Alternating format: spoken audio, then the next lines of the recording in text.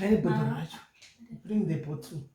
Hey, sure. Come, guys, when I could do a so could do a cook and one night. Could do a cook and put a irari, oh, irari. We are going to put on a carry site. Chindipo and Kiki. Chindipo bottle.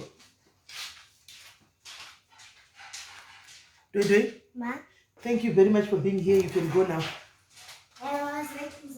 You can go. Don't want to hear. You got to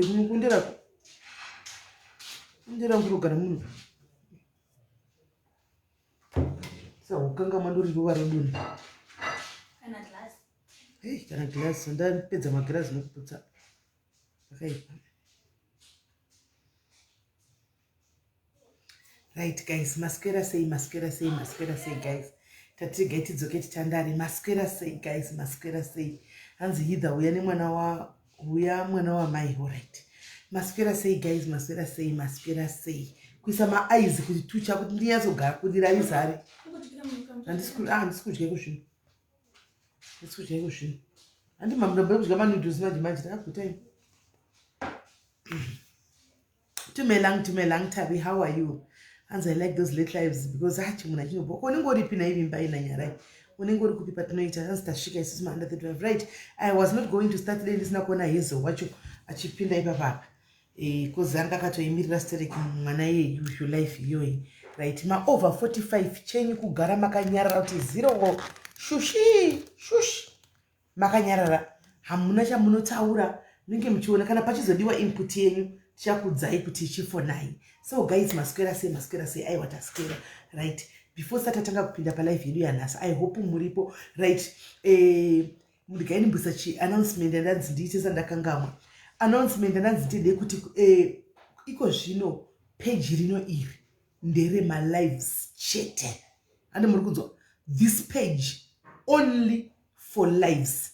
And murikunzwa no post pano kune page rema post ririko rakangonzi SIS MELLY diaries life futi asi mozo rakasiyana dressing and mana pictures dzakasiyana ikoko ndoko toenda ndei tinojena kuri kunakidza because ma diaries munhu vavediwe iyo zvimuri kupenga kupost kuye munhu akukumbira mari yake akanogambula uko akanogambula ariko imi musadare ndakuona ai zvamuri kutaura anoona hanzi it's our time. Yes, it's your time to shine. Thank you Heather saka my light atazesa atita kudziswa nechidika wa technology kuti mkaisa zvakadai zvinobuda muda ino zvindaona kutsva nechisigwa zilight rikumberi kwangu ropisa ironi anoona saka guys kune page rema post uko toenda ikoko every patechitamba pese papa every post that's like KS and tikama page pana pamukore papaiwa patouya live chat mukana patouya chinhu panapa live chat ndikuitira kuti tese tikaenda uko ipage ritori hombe because rina about 50,000 people and tika rikakura zvokukura nevaya vanotengesa zvinhu zvavo nechi manumbers ese anenge ariko andika iri tongorizati mukangoona kwatotanga chinhu muzati apa asi hamusi kunidha ma notification because zuka hasi kupa notification saka unenge utongozati ku live iri ukatongona paita something chat live hakuna chimwe chinhu hakuna post hakuna chi au confusing hakuna chi video hakuna chi live saka unotongomhanya usati live ukoko usati ndokwechi kana wakaboika nochitigana mbondedza mapost unongozati ndikuenda kumapost andika saka please pana SIS MELLY diaries live kune vaya vanesa mahide avo nyaya andika isai ku inbox yepage remapost anomaona isai ku inbox madmin will take care of that ikoko isai ku inbox yenhikikiri and please kune vari kutumira nyaya dzavo SIS MELLY diaries group nderedu asingoti rakavhurigwa kuti vanhu vaposte zvavanoda saka kuti vanoda kutengesa nyaya vanodi saka it's open ndotona hangu nyara advocate yaya poster stere ikoko nderedu group riyari saka anzi kuta past 35 handisivi anzi waste maybe anouya nesandi maybe ane show yake nesandi yanenge achipakurira nesandi saka vanonyora mahaidhi vedu endokumbirawo nemweya wamwari because maadmin ari kutambura ikoko kuseri and chero ini panoenda nodongorodzo mumwe angatsanga kune nyaya dzonetsa unonyora nyaya yako haina phone number saka ini ndikazoya ndikaposta pano panenge vaposta nyaya hoboka ndoendo posta pano poita munhu ari kuda kubatsira kuti pane munhu aisa nyaya iyi kuti chaziva ndiani pangoti nyaya idzi dzinonga kazhinji madmin isu kutaura chokwadi hatimboverengi hatitomboverengi totozoverenga kana tava kune vamwe tatoona kuti yete makomenzi kwana inenge iri kunakidza ndokuti tozoverenga kazhinji tinonge ta copy and paste isu tongoti ta copy and paste tononamira kugroup Saka please isa information yenyu yakakwana zvokuti mukauya kumessenger kuchida kutaura nyaya yako patokati hai SIS MELLY madhimini ari kuchema vedwe ari kukomplaina madhimini kwai munhu anenge anyora kuti hai SIS MELLY hai handika muri right here kuri sei kumba akusi kukuita nyaya jai kumessenger kana uchida kuita nyaya neni kuuya kuwhatsapp ndokuita nyaya kumessenger strictly business uya nenyaya yako kanda nyaya yako and you move on kana uchida nhamba dzangu kumbira kuseri kumadhimini kuti adhimini ndokumbira nhamba dzaSIS MELLY vanokukandira fast handika kana uchida tiche nyaya unoya kuwhatsapp uko hakusi kwenyaya handika vanhu vanobhotaka can I know you better can I know more about you hani mazvona dzatove ngano dzakutoenderera mberi idzi hanimaona saka madhimini haasi patient haana nguva naizvozvo haasi patient guys imimi ngosvika mutaure nyaya yenyu nyaya yako sarasara nyaya yako ipapo adhimini anenge angoya anongoya achita copy and paste achidi achikanda ani muri kunzwa ndo rules of the game asi musakangana kuti peji rino iri rave remalives chete hanimaona rave remalive chete mapost uko hanimaona kune rimwe group uko mapost kune rimwe group uko handi mazviona ikoko saka chero ukaendako kune rimwe group wakablokwa pano ukada kumhanya uko uchinda kunotukirira futi ikoko so we still block you tinongokubloka futi admin nongokubloka iko pane maadmin 7 guys pane 7 admins panapa vanongokubatirana mungosora chiti SIS MELLY handisirini wabloka uzoti kwa SIS MELLY nabloka ndokuti ndambobloka munda idzimwe nguva nesinotomboona kuti kwaitika chii ine ndiri panapa admin inenge iri mucomment section ndo inenge ichikomenda naSIS MELLY inde ndiri pano neni asi admin inenge irimo mucomment section izvozvi itorimo mucomment section admin imagine manje muchaona yakukomenda naSIS MELLY ine handisirini ndendichikomenda ndendine mipano asi kana vachikomenda zvinongo vose chero vakomenda vari 6 pane vachikomenda pakati SIS MELLY makomenda anenge achingomenda ari SIS MELLY handimaona saka peji remapost uko panapa strictly for my lives handimaona instruction yatapiwa nabamnini ndio vanorana peji titapiwa nemaIT yacho kuti ndo zvotoda kuti muiti tingotevedzerawo kuti study name guys tichingotevedzera kuti goodness so tichingotevedzera chatoziva hapana handimaona right guys so tauya pano intoda nhasi guys yatimboona ma35 and below isaimanikikiri malive next one ma35 and below timboona kuti muri vangani ma35 and below isai malive next one timakwanda zvakadini guys ndatimachembere please shush haisi live yenyu garai pasi antika ndoda kusununguka nevana vangu nevanina vangu tiri kuda kupombonoka mune zvakawanda zviri kuitika mukurarama kwavo havana kukutura vanava vamwe vacho tinovaona mumastreet umu vane hasha dzisingaiti but isu sevanhu vakuru hatitore time kuda kubvunza vana vati are you okay kana kumupindura kuinbox tinoenda pacomment yake iyo tonowedzera kutuka sometimes pane vachida kutoopera dzimwe nguva most of them pamwe mijono chaiyo inenge ichitovashungurudza sometimes pamwe ilife chaiyo inenge ichitomushungurudza hapana nguva yekuti tinoda kuti tiongorore hanimaona kuti mwana uchi chiri kunetsa saka nhasi aiwa tatangira pa35 and below ndo vechidiki saka iwe mumachemberana muchanita ndex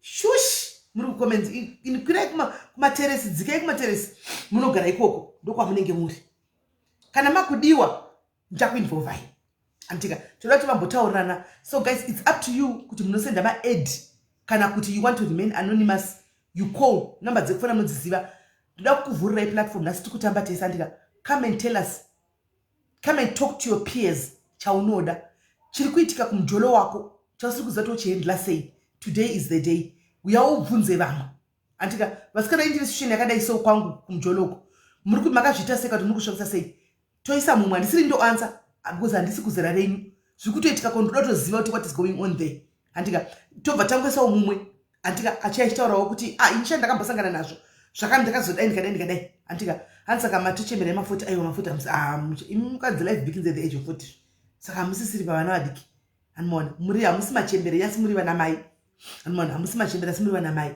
right saka ndakupina nhamba hanzi nhamba ndakupina nhamba handitika tofa ndoda kuti sunungukai nhasi idhei renyu nhasi platform ndeyenyu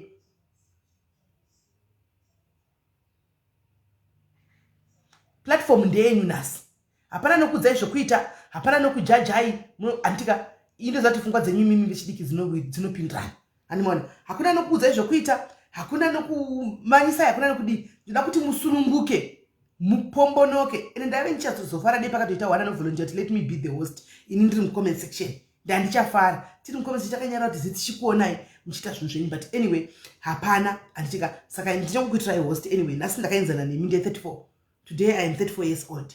Saka ngatitambe yanzi guys ini murume aripo saka zvibudi nyaya iri paboyfriend yangu. Okay, Tinos, what you can do, nyora nyaya yako ku WhatsApp kwangu. Isanya ku WhatsApp ini chaiverenga pano, then ino discuss kwa ipapa. Nyora nyaya yako ku WhatsApp yangu kana murume auya iri nyaya chikomba chako, une murume nechikomba nditi I know kuti ndiwo mazera chona vanenge vane varume. We are not going to judge them. We are not going to judge or to say anything nasty. Kana pane dera ndiri kuzobhana vanhu ndinasi. Ukangotsera chisingaenderani vana ava vakasiyana nesu generation yavo ndokubhana unozoya next life. Ndokubhana chirakaya katasitara ndiri kutohura. Imimi listen vataurirane pachavo. Imi ngoseka muri kuzvikona kumba kwenyu ikoko. Siyai vataurirane. Vaonesane vega. I-platform yavo. Anoona azenda Simba said yes, that would be fine. Simbarashi, that would be perfectly fine. Anoona. Right. Saka nyora Tinos, nyora nyaya yako WhatsApp, you can bring in pa same number ye WhatsApp, isanya yako ipapo, ininya yoyo ndo iverenga pano. Antika kuri kuti murume auya asi une inya yako iri ku boyfriend imwe yaunayo asiri murume chimwe chikomba chako chaunenge nacho. Saka ita kuti tiite kwa isitoudzani nhamo dzedu. Inga pana pandinogara chiuya neconfession i21, but tikazhinji tinovharira vana ava panze. Tinovharira vana ava panze. Tinouya machembere tobva tamanya because tinoziva kuti platform yenyuka imimi machembere pano. Andimona. Saka vana ava vanobva vadzi mungo vanotadza kuti vanyatsobudawo pachena vasununguke because vana mamuzi vakatsigira vari paside vari kudominata zvokudaro. Ndosaka tati nhasi chimbotinyararirai mumbotipa nguva timbodhila nevafana vedu ava. Anditika right. Namba iripo guys. Kana namba ndakapina. Andisita musikuiona here. Namba ndapina. Namba ndapina. No judging. We are not. Ndatotaura kuti ndozvandakagarira. Ini ndakagarira ndine phone imwe yandinayo. Kana admin comment section isiri kuita graft ndinenge ndiripo ini. Ndichaita graft racho. Ndichange ndichibhana from my side. Ndoti nditore imwe phone panapa. Right. Saka handaitioni namba ndaisa vanoda kufona ane anything chandataura mubvunza kune vamwe Erikazi ndine yanguwo fona number idzi dziripo idzo fonai. Hanzi I will hold my peace zvanhasi. Yes, today please hold your peace. Hold your peace today. Harisiziva renyu machembere, please. Let me be with my girls. Anditika right. Fonai vaningina wangu fonai vafana wangu fonai tione sana. Fonai. Hanzi ndabva nanza kuda kufona. Fonai. Panokoda one anovhura musangano then the rest will follow. One anovhura musangano. Umwe anobva phone. There it's always like that. Panongota one anovhura musangano. Then vanobva vatanga kufona. Hanzi majika ndadya BMK ndiri kumwa thank you ndi BMK yatenga doro iri guys. Zvikanzi hamungapindi zvemaiwe. Inorazadzwa zvisiri izvo. Right. Hi babes. Ndinochirasadzwa. Hello dear. Kuchichipitika. Right, vakuchifona manje. Hello babes. Hello SIS MELLY. How are you babes? Right, Makadini. Ndiri right. Sununguka wangu. Alright, inini ndida kubatsira vanina vangu vachiri kuma 2021 22 koko. So nyangu yamira yakadai so. Ndakadanana nemukoma about 8 years. Saka ndadanana nemukomana wangu 8 years idzi. Pandakatangwadana nemukomana anga ari kuchikoro. Asina China acho since anga ari mwana wechikoro. Ininiwo by that time nanga ndapedzawo because ndagumira form 6 nanga ndapedzawo chikoro changu pandakagumira but iye akaendera mberi anditi. Saka ndikudanana nemunhu wangu SIS MELLY tikudanana ana China acho. Ini pandakapedzawo form 6 ndakatongwarirewo. Pandatanga kuitawo mabasa emaoko kuZimbabwe uko. Mabasa emaoko tengesa chichipaya. So ndaiona kuti mari twangu kuti shoma. Saka ndichiona mari nditopota ndichipa ndichimubatsirawo ndichimubatsira ndichiti mukoma aenda kuchikoro. Ndichimubatsirawo ndichiti munhu unenge uchida ndonongoriwo mwana mudiki andikunongozacho. Saka paya chidanana mukomana azopedza chikoro paya basa ringabate kuZimbabwe basa candidate. Mukomana akagara nguva yakareba. Unongoziva kuti vanhu vane madegree vane pride. Kumutaita zvekuhasila vashoma zvekuzohasila iye ane degree. Saka mukomana anga akangogara ita SIS MELLY ini chingohasila paya ndakumbirwa tumari ndomba tadanana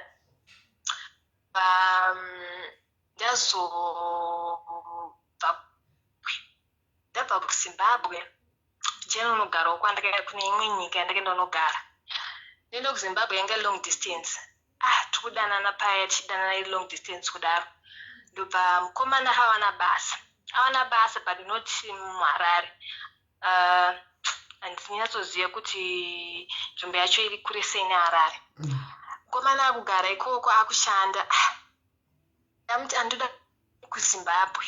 Saka nemari yekuchete but mari yekundina. Ese munhu ine zvanga ndauka. Ndaito expect kuti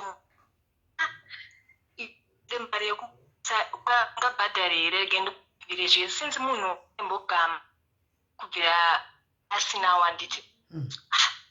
Munhu bva atonditi Smelly, munhu bva atonditi anzi again paya ndagara ndikati ko alpha kanzi haina handina mari. Ndikati all right it's fine. Again ndite sei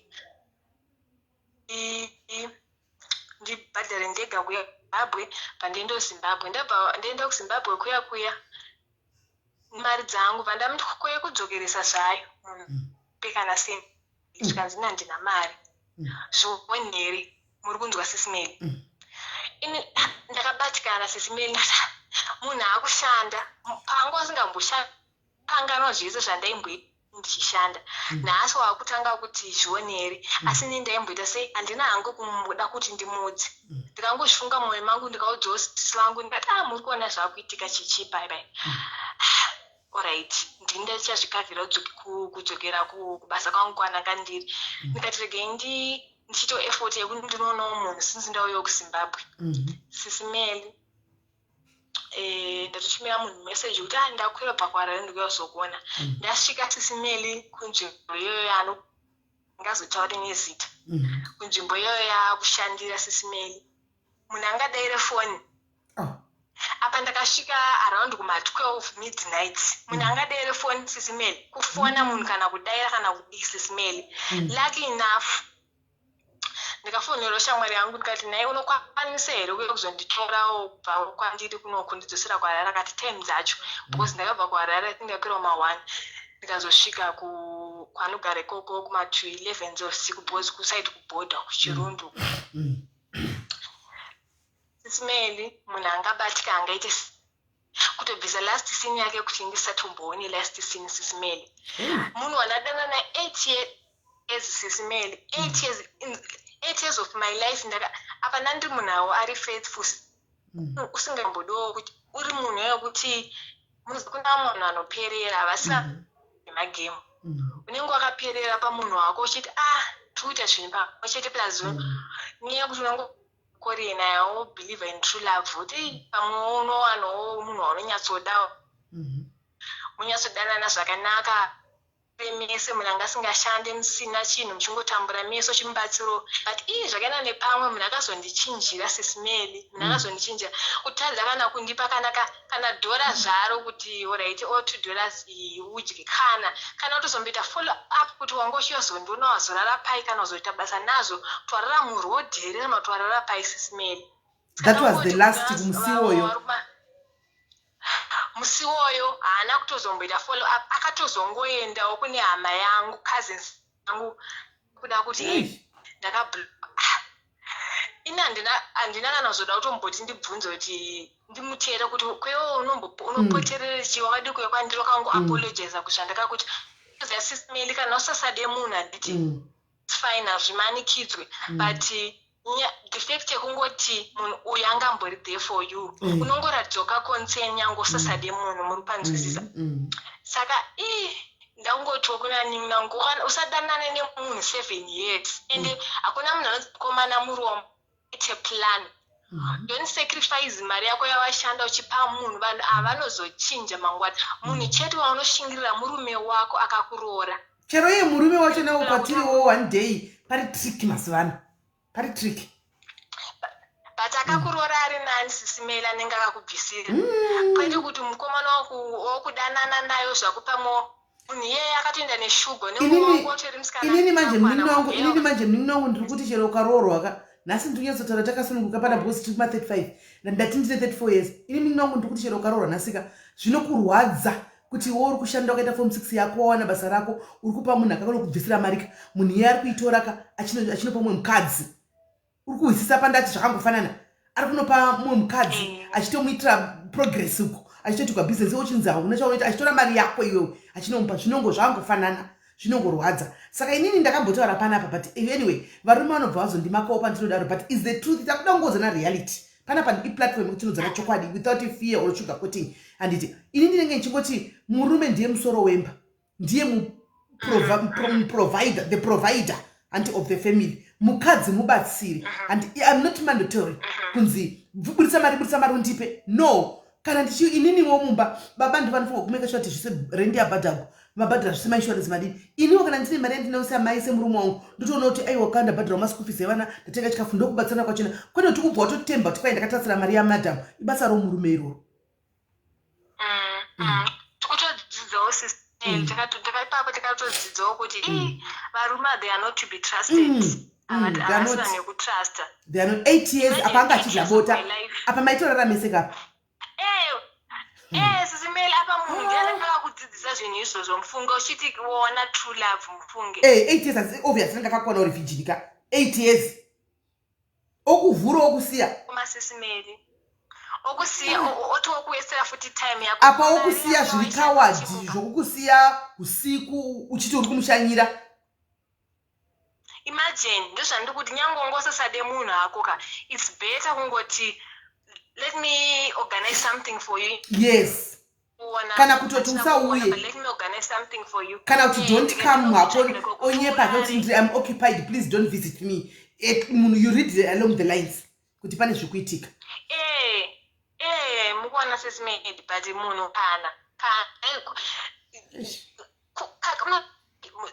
unhu wacho kahuri inhuman hazvitwe nemunhu chaicho ane mafida munhuwo zvake ane nyama neropa zvitombobvisa nyaya yekuti akambodanana just ungori an ordinary munhu ndakarwadziwa SIS MELLY imagine inezvo nemangani wane 29 years angotsvaga mukoko kuti 1 29 I know hangu it's not too late it's not too late aiwa uchiri mwana mudiki it's not too late zvinhu zvakaitika rini izvi zvakaitika January because manje apa recently azinomboitika kare recently SIS MELLY irombe remunhu mainini wangu rega nditokudza zvako iwe zvokuti usabatikane aino kuti ukazvunga zvinogona kurwadza nyaya iripo ndeyekuti unoziva kuti mwari vanonzwa maconversation nasinganzwi ende vanoona zvatisingaoni saka manje pamwe vanenge vakatoona vakakunzvengesa pane something vakakubvisa pamunhu zvine zvinokurwadza iwewe but kumberi uko unokuona kuti ndosaka musiya ndakaenda akandivhairira pamwe dei ndakatozodai handiwaona saka for now just stay dipaka ingozvidza kuti mwari makaita henyu pane chiripo chamakandinzvengesa kwachiri handakachema SIS MELLY usiku hwohwo kubuda misodzi nemadziwa nemadziwa mwari ngangodaire foni yake because nongori norway usingazoti papi uri pagaraji pasafe station apa uri nzvimbo yawo uri mushanya visit dzavarume vari rafu so but anongotenda hangu mwari zvinotorera longo hazvo kuti pakangoitika ukamira pane zviri kungoitika kutaura panewo zviri kungoitikawo saka ungonama kuti dai mwari apindira zvazvo tigokukokai kumuchato amen hallelujah I'm just keeping my fingers crossed kuti uchate and don't forget me I want my card kana wakuchata because we are going to get married ndakamirira card rangu.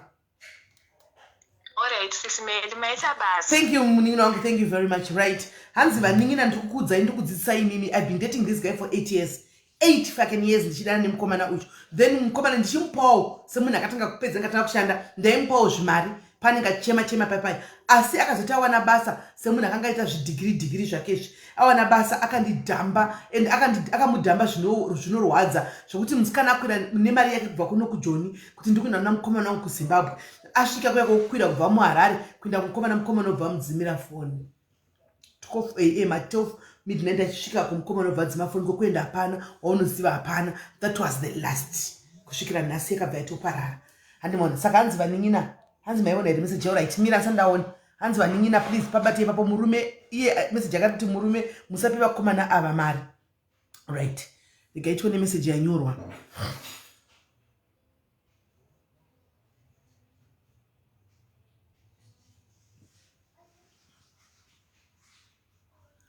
this now. Right? Heidi, this is from Heidi. Antika, this is from Heidi. Varku phona, ingo buzz and I'll call you back. Timbo verenga Heidi. I just buzz or stop, I'll call you back.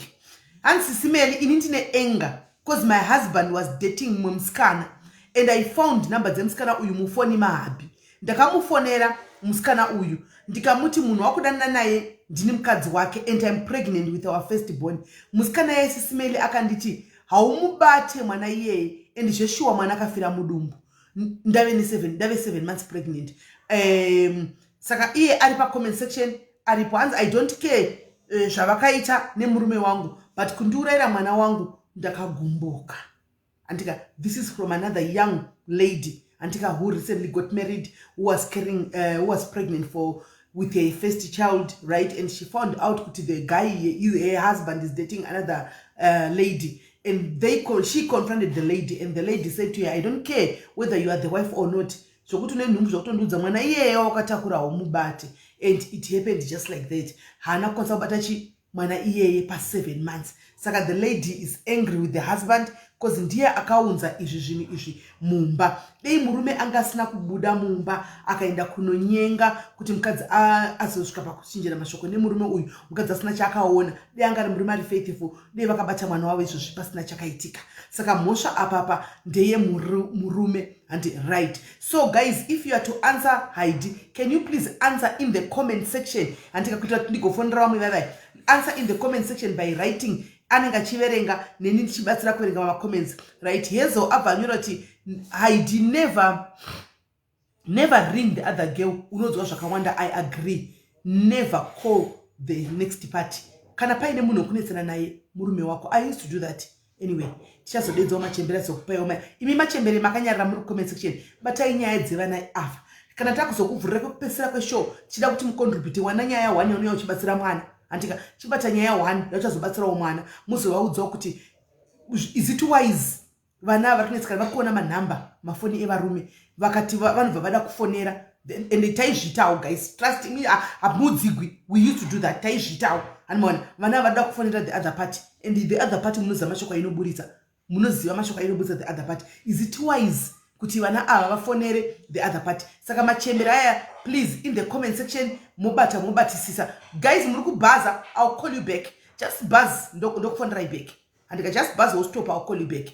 Anomaona tona tichingabatsana sei, but I agree with the Hazel. Don't ever call the other lady because chiripo nchekuti the other lady has got nothing to lose.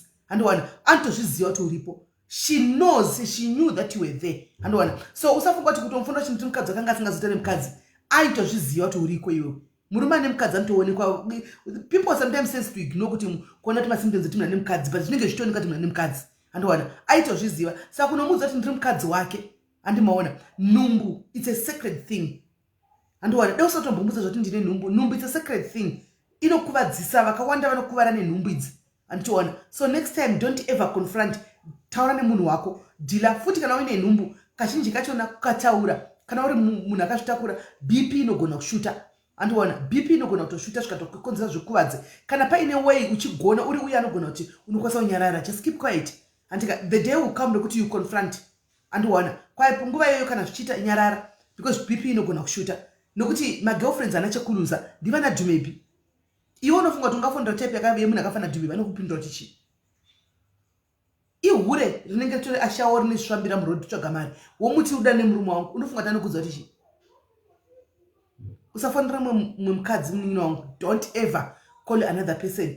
Taura nemurume wako, pedza nemurume wako mumba. Anditika pedza nemurume wako mumba. Kubva nhasi musiye system yekuti anzi imimi vakadzi vemumba. Siyane nesystem yekuti anzi murume wangu akatogwa naningi. Varume venyu ndo mapenzi. Murume hatorwi. Murume anofamba chinda. Kubuda oga kuti rembe akarembedza makumbo ake 3 repakati pemakumbo apa nemaviri ekufambisa achinda achikusiya mumba iwewe. Varume ava ndivatiri kuchema navo. Andimaona varume ava ndivatiri kuchema navo. Hands example aiwa dhumepi ifree spirit anoziva kuti ndotoshandisa example yake because she came out here akudza yaniti kuti ndine amene yashawo akudza kuti amene yashawo. Saka ndichashandisa example yake because akatozvitaurira ega kuti amene yashawo.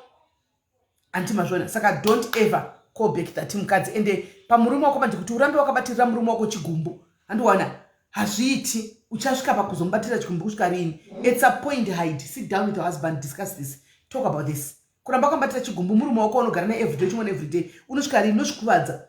Chivi chinodya munhu akachitakura. Andiwana bitterness inokuvadza munhu akaitakura. Saka at some point you find a way yekuti uconfront murume wako kuti we need to talk about this. Andiwana we need to talk about what happened because ndakagumbuka bitter, I'm angry nezvinhu zvakaitika. Then you talk to your husband. I hope uchabatsirika ipapo.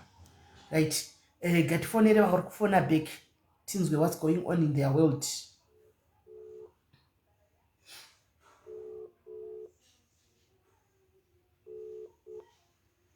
Hi. Ndaswera waswera sei? Spera inini nyaya haisi yangu ndoda kutorawo nyaya munin'ina wangu ari yapana chema everyday. Alright. Pamwe mungagona kumubatsirawo. Alright. Ari kuti iye ane 5 years achigara nemurume wake. Murume wake haarongi naye. Ane mombe 13 kumusha kwavo kumasvingo. Haana chaanoronga, haana tsvagira ikono yakaita. Mwana uyu ndakamuziva kubva achine mimba asati ambobara. So ari kunditi naisisi ndoitawo sei nekuti murume haasi kuronga neni ndogara ndichimubatira magirlfriends. So mumwe musi letomboda hangu kukufonerai ndinaye ndikati sisi medu vanogara vari busy mazuva ano vari kuronga nenyaya yehaiti. Saka ndozovafonera mumwe musi akati ndaneseka ndakuda kugara ndega. Handisi kuziva kuti ndombo advise ipi nekuti izvezvi kubva vane 5 years vari vese atone mwana ne4 years. Ende akarogwa murume uyu akarogwa haana kurogwa hakuna tsvagira ikuno yake. saka toti ari kugara vari kuita how cooking the pots anditi. Yes, muno mujoni. Alright. Ndezvejoni izvi. Alright. Right. So thank you. Chirega tiise mudariro. Ane makore mangani mwana uyu? Ane 24. Ari kutena 24 gore. 24. Right. Thank you very much. Chirega tiise mudariro. Thank you Kola for standing up for you. Right. Pane mwana ne 24 years panapa akarogwa nechine murume wake. Meaning to say kuti akarogwa ne 19 anditi because anzi vakava vene 5 years ane mwana ne 4 years. Antika murume arongi naye chini. Murume ndo kumasvingo. Ina handidi kuikomenta nekuti ndiri kumasvingo. Vari kubhaza just bhaza imokata. Ndichazokufonera back. Girl bhaza imokata. Ndiri kuda kuti imimi 35 and below ndovanoda kuti mufone mubatsire mwana uyu. I want to listen to your advices muchipanana. Antika 35 and below ndimi mega muri kubvunza kufona and help mwana uyu momuti kudii. Probably urimo wa situation yakadaro fona kuti neniwo chite my dear nditorimo kana wakambopinda ukazokunda indakatombopindawo ndine 32 ndakasangana nazvo asi ndakazokunda ndakaita so antika ndoda kuti mubatsiranei. Uyarune. Hello dear. Hello. Yes, une nyaya yako kana ndoda kubatsira panyaya. Andine nyaya yangu. Alright, ndokufonera back. I'll call you back. Oh, okay. Right. I'll call you back. Ndokufonera back mese munongo buzz and I'll call you back. Right. Ndukudaona nobatsira mwana uyu 35 and below. Let's hear imimi muchipanana mazano. Antika nasi tiri kuteresi. Tuda kunzwa imimi muchipanana mazano. Kuti oita sei mwana uyu ane 24 years. Murume asi kuronga naye. Antimuona. Hello. Oh, yes, SIS MELLY masura sei. Ndaswera waswera sei uri kuda kupa advice anditi. First, can I talk the story? Can I tell the people story? Zvakaitika muchikuza paya pandakambokutumira mamwe region. Kuseruko. Okay, let's take the people back when Benge. Those days Benge younger anyone wears a guy. So you cannot say this one did bad, we all did bad. I told her and that girl, I remember I returned my little sister. After that time, I'm too much of a little sister. I could be good hour and anything. So I pushed a little bit closer to me. And then after that, I go from the Murmango, Kudini, Achironga, Kutanzi. I must be depressed and move up Kudini. Okay. Then when I saw that, my mind just went, you know, kuti SIS MELLY ukabata munhu mamessage unombozvidzora kuti am I seeing like, is this real or what is going on? But when I saw what fully was going on, I called one to South Africa and no one picked her up from the airport and she had no money to go back. So what the fuck was that? Why would you do that? I'm under 30. And then at the moment, you know, which I'm over 31. I'm 31 plus. I won't say my age. But Sharon Wari, she knows herself. That girl, I can't even say a lady or woman. Hey, my comment section when I come back home again, but not like Sharon Nemuskano, you Vakanyora Chiliti Chavo, Zimbabwe, but Shams Ningana Ezi, those people. Kanam Jesus, this to Sharon, I terminated that girl. They were throwing each other under the bus. And then I just took myself out of the picture. Kudi. So we're taking over.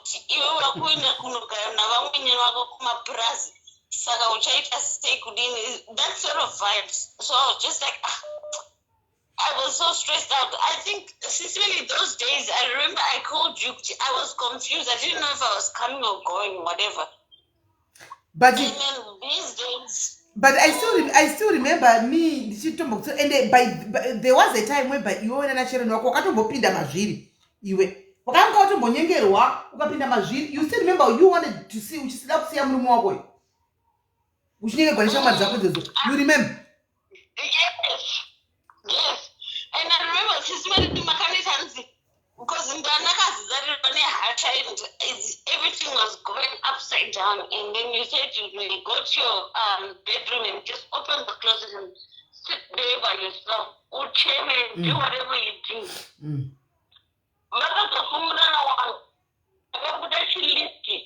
She listed and whatever. Okay, I missed that one. That girl never got close.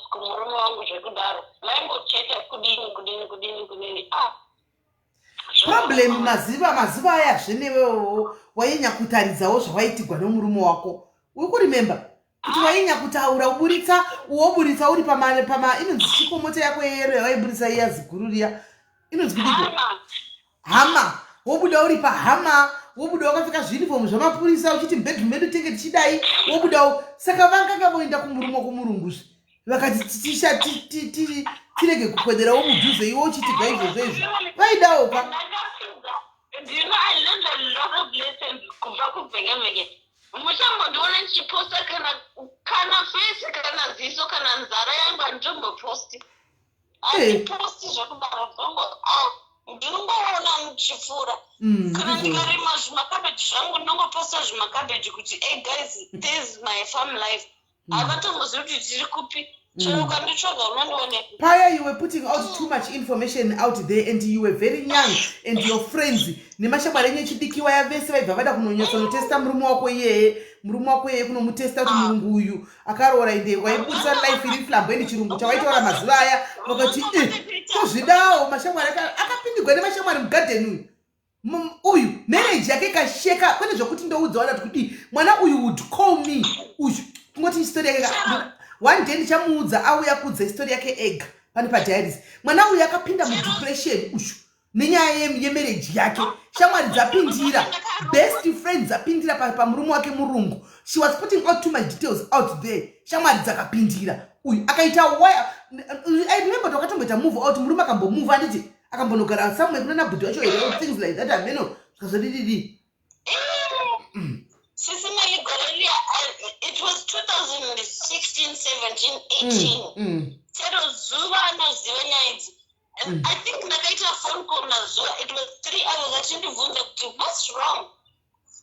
In the beginning, I was like trying to not talk too much, but then I truly speaking, guys, let it be a lesson. Tukutaura nevana vechidiki nhasi. Andika I'll try and brief you the story can I don't and briefly kuti mungovaziva. It's a lesson yari kukudzai. Mwana uyu akapesera apinda kuita munoti an alcohol Alcoholic. Akapesera ita alcoholic mwana uyu. Uye mwana uyu at a very young age. Animona akaita alcoholic apanga ma problems ekumusha mbau and zvasangana neishamwari yekuzvikokera akapesera kuta aita malive aita kwayapa live akadhakwa mainza kuti mwana uyu nenakiro rakaita what is going to become of you, what is going on chichikuitika achipedza ainitira video call fridge yakazara makaso light kudai ozonita video call fridge yapera makaso light yakuti twai apera basa manje apera ne pakaipa guys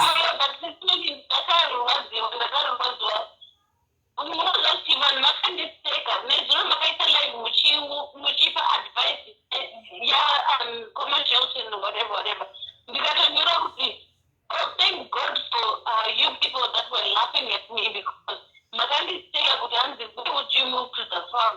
Because you could farm anything, and if I guess we're off the grid already.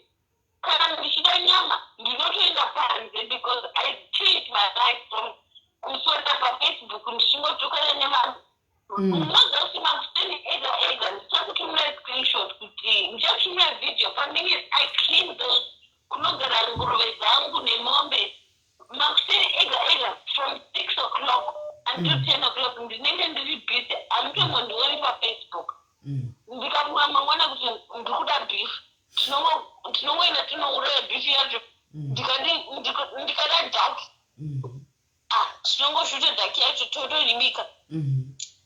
So yeah, so even from the time kuchindakati akuchina I'm SIS MELLY, you know, kuti pakatanga lockdown taisha ini nemburume wangu taisha ya one phone.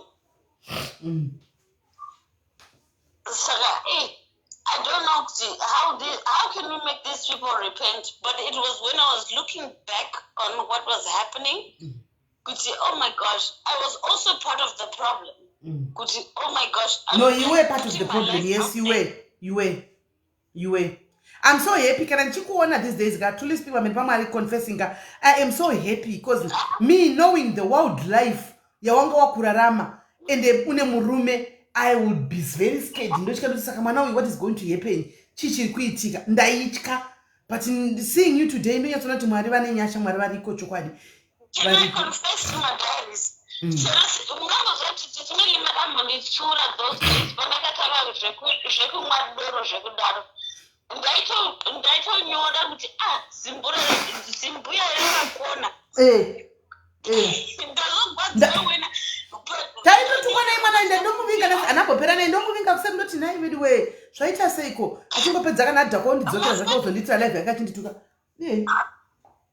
ndakambotuka SIS MELLY zvekudaro madiaries, but I came back home because there was a connection between me and SIS MELLY, and do you know kuti kana nosvika pakupererwa kwekuti you reflect and it's like, oh wow, what was I doing? Sorry for my language, but I asked myself, what the fuck is going on? You know, so murume akadzikama ari kushanda pama ndinenge ndichimuona kana ndakagara mumba ndichimuona kuti uyu kana achibuda pagedhe. But it's not even supposed to be like that. It's not like that. I don't even do that anymore. But pakatanga lockdown, we did this thing. I share a phone one. It is Mark Zuckerberg. That's when you know who is for you or is this man really your husband or not? Because Sakaisa one WhatsApp. Chikadzima mafoni ese ndosaka maitanga kuita WhatsApp TikTok and whatever, but guys, my under 35 don't be pressurized and stuff like that. Mukabunza SIS MELLY kuzaiti inaita show off kuti ndakutengera maroses marula ndotoposta kuti hey guess what guys, munenge uchiona kuti my love never like you, but then it's like okay, these people, the comments are kind of low key. True. Can I please, Sister, can you give me the platform? Can I apologize? No, it's fine. You can go ahead. I want to apologize firstly to Tedesula, because the message. But then when I went digging for information, I saw that it was somebody else that was feeding me false information. And I think it was a few weeks ago I told her I owe her a public apology. I do owe her.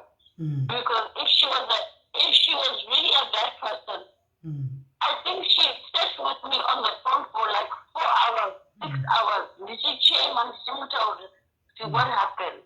I owe her a big apology. I really do. I'm very sorry. I'll tell you. Night. You know, those pictures. Those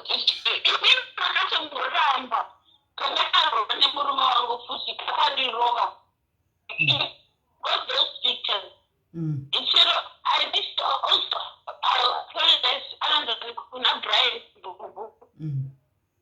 because I didn't read my battles, uncle. And then I got upset because and then I talking shit about him and then we blocked each other, whatever. But I owe him an appreciation and an apology. But I owe you an apology because ndakakuregerera kudhara sawazi ndakatoka haka kutokangamwa nezvazvo.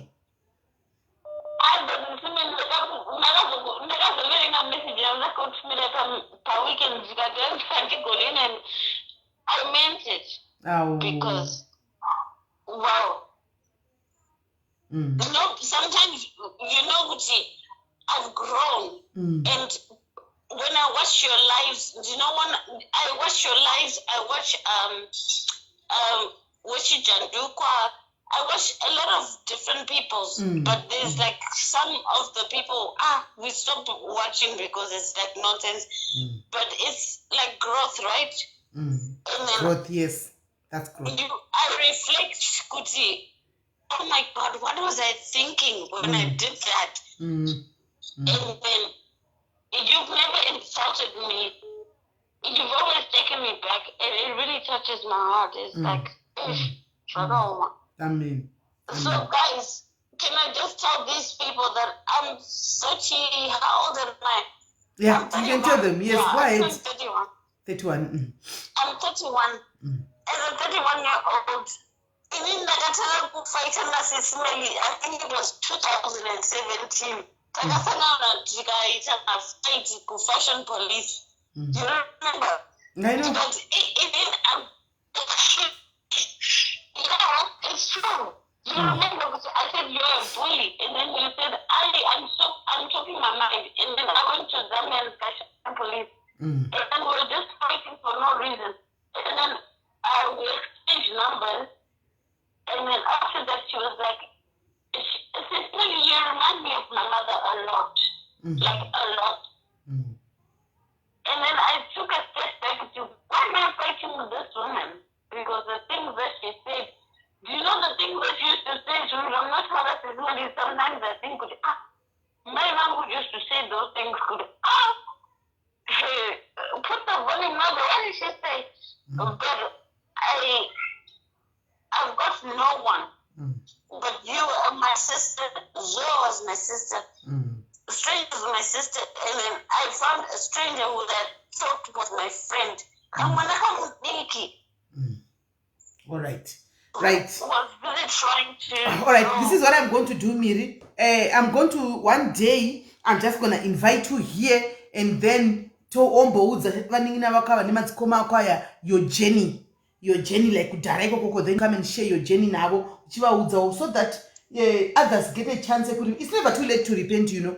It's never too late to change. I always see what you write for Opako and things like that. I see growth in you. Saka nechida one day nimbozokudedza umbouya like uri guest uchimbonyatsotaura zvako wakanyatsodzikama uchimbonyatsoku kudhara wainakidza kamiri zvokutodaro mubhuli imomo but wainakidza saka ndoda kuzotsvagira dhei rako Sister MELLY, I need to long weekend. inopera nemande ya togona kudana mangwana ndogona kudana mangwana. Okay, tomorrow. Yeah. Yes, all right. Can I be? Give me a chance. I will give you a time. Okay. Yes. Yes. Yes. Yes. Yes. Yes. Yes. Tomorrow you tell them the whole story. Tomorrow. All that business is not over. Yes. You know, you're the only person that knows my whole story. Amen. True. All right. Yeah, true. Tomorrow no apedzera no vaudza kuti mangwana. Right, Miri. Back in the comment section, so comment section timbonzwa wa moto kamira say utalk safe. Thank you, babes. Love you. Okay, right. Takatine nyaya yemwana afona ita chida kutaura nezvayo yaya guys. What was it about? Oh man, wona imanje. Ngwa dzangu. Okay. Pane nye mwana tachiti vanhu vafoni vape advice nchiti unoda tupuwe ma advice nema 35. Oh ndiye mukomana wekumasvingo. Ndiye murume wekumasvingo. Ndiye murume wekumasvingo. Hi babes. Smelly. Yes, sorry for the delay. Tatine mumwewo. You know tichida kuti vanhu vadurure zvipamwoyo pavo kupa vanhu mukano kuti vataure zvipamwoyo pavo. Yes. 101. Yeah, it's okay.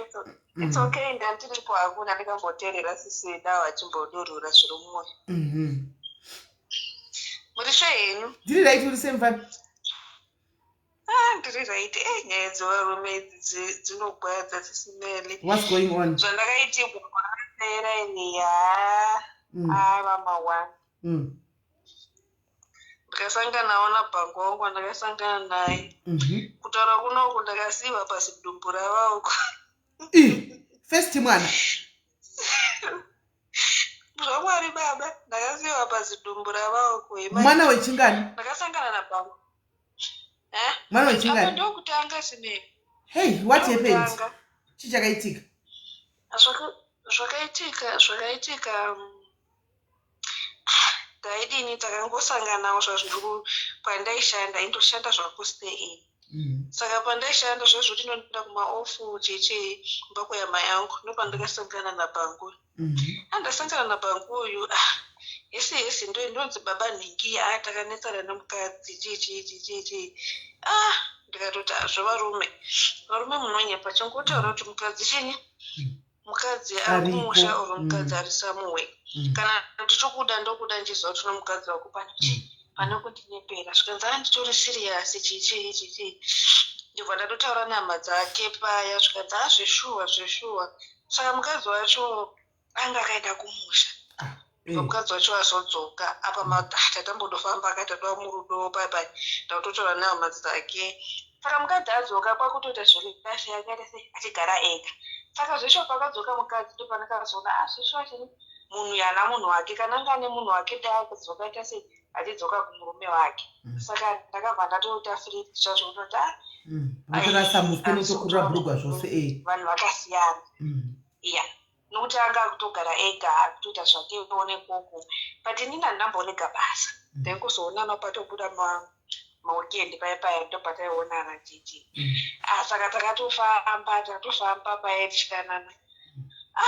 Ndobva but ndanga ndine problem yeperiod pain jeko riya rekuti nambombo chaicho yakaitonetsa kubata. Iye ndiye akatoenda nene risisiveri kuti kunomba ndakanzwa unotora pajeko chichi. Tatoenda apa chakazoita kutoti nditoti ndane munhu wangu kuti akutoita ekedero chichini muziva ndakuto munhu aishanda bhebhi wangu zvinhu zvakamira zvakadai kana tasvika nguva yakati toenda kumba kwenyu chichi toda kubisira mungozasi vakadzi akuna kwangonzwa kuti munhu ada kubisira pakati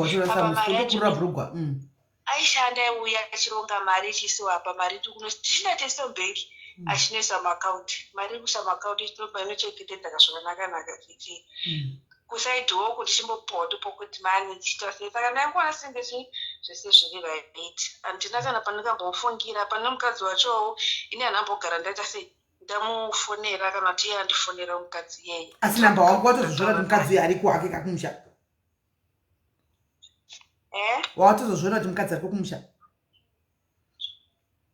mukadzi akatozodzoka kubva kumusha ndobva takakuita zvelife yake saka pakazokabva kumusha aita zvelife yake ka ndopakanekatozopinda nemwoyo manje zvese nemakumbo allright andikumuzvizisisa andakutona zvesho munhu akuita seakutora chokwadi plus nhamba dzake plus nhamba dzake vachiti vanhu vakangosangana ndichiti udzina unga ndizvoita sei zvokuva munhu akaipa pakati pevanhu ava vanhu vanga vakangosanganawo zvongosanganawo panzvimbo but nangu mukadzi wacho kuti totomboudza kumba kweduka hatombosikani vanhu vakangosanganawo vangogarisanawo kati allright ndobva tatofambidzana sesimeli apa ndikutoratidzwa mari ikiswa muakaunti unongozara pari unongodlirawo ndatengerwa foni ndatengerwa chino so zvokuona kuti handakutobatiwa bhomu natori siriyasi chichii asirendare nemazi ndazoratiwa jeko ndakapiwa jeko zvikira ndakarapiwa jeko iroro wakarapiwepi jeko chipi vamwe vaitewo kunorapiwa jeko wakarapiwepi wakarapiwa kupi tikozoudzawo vamwe vanonetsika nejeko vaende ikoko kudhuze nekwandogara kuno unozondipa madetails ndozongoposta uzondipa madetails ndozoposta vanoda kurapiwa jeko wakawanda vanondinetsa kuseri kune nyaya yejeko irori allright aiwa ndichakupa igoinbox kwenisimeli iye ndakatobhilifa zvacho muzoti apa like ndakangoenda kusi ndandatoneta naro like ndandatova naro tazve12 ndakatanga kurodza nejeko 2008 until now ndichindirwadza mwedzi wogoga saka ndandatoluza hope kusi ndakadya mushonga yakawandisa uya pano pachairamba saka apa pakatoti kuno mwandozivawo anorapa ndakangotoendawo zvazvo kutongotiwa regai nongoendawo butiwo ngasisini saka pandakaenda jeko rakani zvabva zvatoitawo mwedzi waitevera wacho anazvibvunza kurwadziwa kuzi mimba yake yatobata mimba yabata paya ini tokustay in izvokuda munhu angakudzokera kumukadzi wake kuinapane kandoziva saka one day ndopandikazofonerwa munhu andifonera zvikanzi handikunda kutaundi but foni yangu chichii iri kunetsa but inogona kudzima zvokupi ada kundivhara pamwe ada kundidzimira foni kuti aenda kumukadzi wake saka pakaenda mukadzi wake kuda mukadzi wake akasvika akabata foni yakwakundifonera imi unozoti ndoita mudumbuda panhumbu anayo ndeipi apa enda ane nhumbu but like apa chero tiubvise nhumbu yachona imi munobvisa nhumbu kavechidiki kuti ubvise nhumbu hazviiti nokuti wangogara kutsvaka mwana uchimushaya pakubvisa nhumbu ndakagara nangoti ndikati izvezvizvo unaenda ne29 years asati ndawanikwa pa chimwe chinotipadaro inyaya yepressure woenda kumusha paya uzonorogwarinza wasatowanikwa wane mwana wangani chichi saka ndakangoti azvonimba kuti tibisera nangu ipa ndasandaziya munhu pandakafona nemukadzi wacho ndakatoa zvishiwo munhu ane mukadzi wake kusi akashandisa foni nemurume wacho ichava nemukadzi wacho kwakutopirigwa mai mwana ndatukwa paya kwakuzoti munhu wako koendeipi mwana akagwara ndandanoona mwana ndikatozwa kuti maiwe panapa ndaita sei ndatotandikwa ere kuseri panapa ndopandakatozobuda ndoita ikoko kondikati kozvakaitika izvi kaizvi ndatozvinzwisisa kuti chini ndinhangu ndatolosa zvitanzi zvakuitikavo ndandangoda kuona mwana hapana zvataivakati anozviziva akuna but chokwadi chii ndichotikuona munhu utodzokera behind my back sechi kuratidza kuti mauta sei makutourirana ndopandakati ini pandichirichi asi andanyatsoziva kuti ndine nhumbu ndikati ndingangotenga pregnant test ndobva ndanotenga pregnant ndikati ndane nhumbu izvi zvikati saka siya basa izvezvi ndatotonyoresa nekwati wakupera kwaoctober tikwanisiya basa nditogara newe kwasvida nezvako kana singadi iona kwakuona ndikaganaona kuti izvi zvakutaurwa panapa kaizvo basa ndimbosiye zvokudaro ndobva ndikasaka kutisisa basa apa ndione mhosva futi wangadzokera kumukadzi wako kuti wandisisa basa nangwe ndei nhombo zvokusiya basa tichasiya basa patatakata setakataurirana isimeri basa ndinosiya munhu uya kwakutodini kwakutotwake kwakutoenda kumukadzi webewa ikuratidza kuti vanhu vakotoonana kana kuti vangoita sei ndakangozosara ndangozoti nemimba mimba yakura sei izvozvo ndakatongosviga mudziva wave nemwedzi mingani ndikutobatsira kuna July. Saka uri pabasa ipapa? Ndikutobatsira ndikubasa apa basa ndatombosiya ndakati ndasiya basa nemunhu ndogona kutozoita stress mo kana kutogwadziwa mo ndikati nayo pauda ndichita basa kupera kwaOctober kuti ndigare nomuna November kuno munhu akambotiziva muna November ada kundipa munyama wakaita sei. Saka kubasa murungu asi kukomplaina zvinyaya yenhumbi. Pandakazokera basa pandakatozviona muna October kuti handina kukisa October ndakanyara ndadzoka kubasa ndakangoti ndikudzokera basa kwangu semazuva ese muna January ndashanda ndata mwedzi ndobva ndakatozwa kuti ipapa pana chekutombovanzira murungu regai ndotodza murungu zviripo kana achiti chichini rega kubasa ndorega ndotangira ipapo ndobva ndatodza murungu ndikati murungu ndozviripo ndirisi ndane nhumbu but handizivi hangu pabasa penyu kuti chiri kundida pano here kana kuti asina tichiti ndikuziya ndikakuvanzire chini mimba chichinjo kuti ndingavanza obviously mbunongozooneka ndovasvika akawisisa-ke like unotongoshanda sisimeri but munhu wacho chazvounoti mainzi atoshandira mainzi ana kana basa newe toshanda chibasa chemadhumbi ana kana basa newe basa rake richiita chete but ndotoshinga sisimeri ndakangotenda Mwari hangu kuti handina mborwara kana kuti mimba chibata zvochikwenda zvino kana uri kufunga here kuti kana wabva kuzvara unoita sei?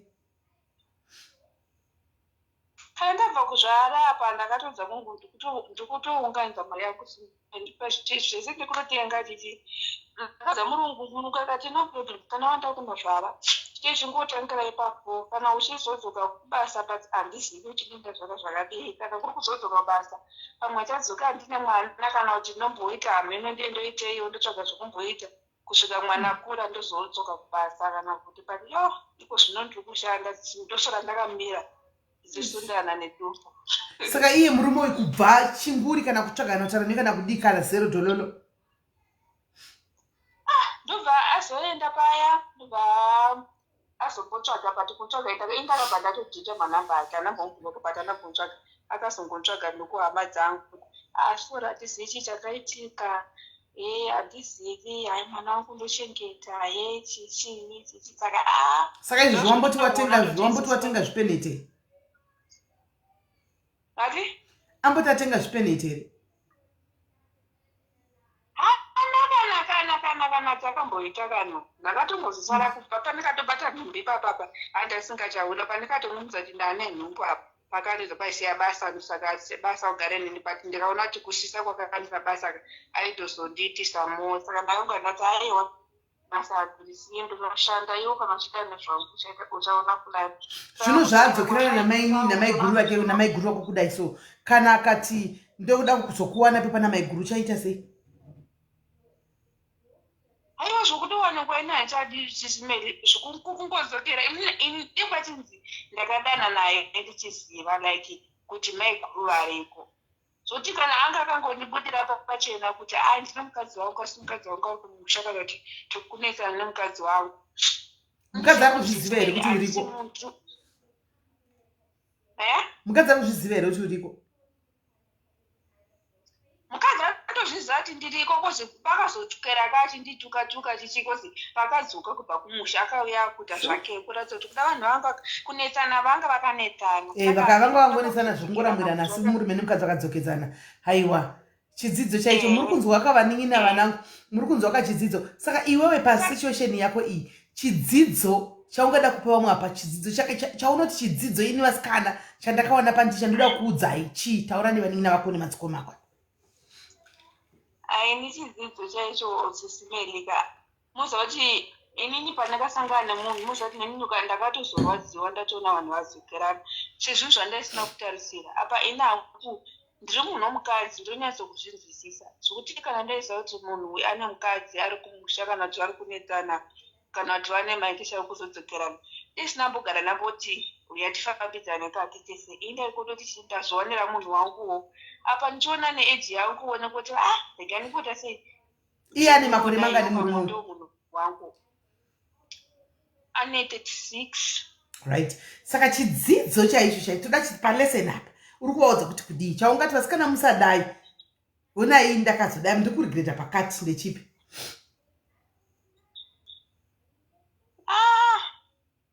changu chandingangoudza vanhu ka ndingati kutanga ndodosha ndingatoudza dzidzo kuti sisimena nhasika ndingoti singe ndichiri kungorota asi ndatonyatsotosvigamuchira but ndikuti singe ndikuri kuta zvinhu zvakaditika kwandiri icho nemai mudzwa nezuva like zvinhu zvinokutotirwadza but ndakatongodzidza zvangu ndakatosvigamuchira kuti I think mwari ndozvakada kuti ndifambewo nepapa kozi pakagara daro ndakagara ndati ini zvokunetsa nemukadzi wacho kana nditi zvehondo kanitisa ndakagara ndatoti no zvandatoitiwa zvindaitiwa ndatosiwa nemimba and mimba hangu ndakagara ndatozvudza kuti mimba handisi kubisa nangwe isina baba ndozvichengetera mwana wangu that's the best decision ever that you made. Wakagona ipapo, thumbs up to that one. Wakagonesa. Yeah. Kozi pressure ndakambopinda panguva iyoyo kandandiri mapirisi kuno kuvanhu vasiyenda zvekuti mana anotengeswa nemanajeri anokuti unoswera mimba yabva 2 minutes unoswera toapo asi ndakazviudza kuti no mimba handidisi nangwe ndadanzo hangu ende wakasimba nemimba iyoyo uripo pabasa ipapo zvandasangana nazvo kuni wakasimba nemimba iyoyo uripo pabasa ipapo musana uchirwadza makumba achizvimba uripo pabasa ipapo zvimwe zvandongotenda saka mimba yako taura chimwe chandoda kungotenda mwari sisimeli nesituation yandiri ndiri pabasa sisimeli ndiri kuneta hangu zvazvokurwadziwa nebasa but at least une salary amboti kwanzi ndine 1 day rokuti ndakamborara kuti nhasi ndiri kurwara handisi kukwanisa kushanda kana kuti zvemimba wangoti nongonzwa kuti nhasi gumbo kusumuka kana kuti musana uri kuvata but ndiri kutoshanda and preparation ndakatopedza kutenga ndango like zvongotenga ndakatimboenda kuskani saka ndakaenda kuskani saka mwana nhakuratidza kuti mwana munzi but preparation yokutongoziva kuti zvinongodiwa nemwana achiri muchechi ndakatopedza kutenga sisimeni ndega pasina kana murume kuti akazombonditsvaga kana kuti chiini zvese ndatounganidza izvo ndiri kutongoshingira 2 months dzedu nditongoshanda zvakadaro ndiri kubatsirwa muna July but ndoda tongoshinga kushanda kusvika kupera kwaJune kuti zvitobatana kuti ndindatova baba ndindatova mai but varume sisimeli vanonyepa varume ndo pandakatozoona kuti yo unotozopepuka zvatoitika kuti saka apa ndaitovharwa well done caller for that one well done mwari vanotoziva zvavari kusangana nazvo ende vachave newe wandi-inspire right chirega ndipe leseni kune vamwe vari mucomment section yausina kugona kutaura leseni yandaona ini yandafarira ndeyekudai kunyora uchiuya kuti ndokumbirawo kupema ndibatsirire kubhadhara chikwereti zvandakagambula mamuona ane nhumbu iri kuma 6 months 7 months akamira kudaro nhumbu iyoyo ari kuita basa nemakumbo iwayo ari kuzvimba handimaona dzimwe nguva achiita kunhuhwigwa nenyama yanenge achibika asi ari kungobika handimaona so you can do something for yourselves madzimai as long as une maoko nemakumbo handitika you can do something pane kuti mungonyora manhingikire kukumbira nekungopema you can do something well done caller well done baby girl kana wakumbatsirwa please uri kupi kwacho uri kure yes Polokwane right but it's still all the same kana wabatsirwa please let's keep in touch and tell me kuti zviri kufamba sei so that we know what's going on tozongowana kutengawo 1 or 2 things zvemwana it's okay ende uri mwana mudiki zvokuti ndiwani ndiori paprofile picture ndini ndakambotaura neme hangu senyaya kuti munotaura nevanhu vakawanda ndakatombotaura neme senemwe ndaiva nayo andinayo ndisandatombosangana pangu but igore rapera kuseri ndikambotaura nemi saka semunhu anotaura nevanhu vakawanda but ndichataura neme hangu kuseri alright no thank you very much thank you handizvo ndingakuti chii but wakagona chengeta mwana and God will see you through let's keep in touch it's okay ko ndakatozorohwa kana nemukadzi wacho kwakarohwa wambaone kwepizve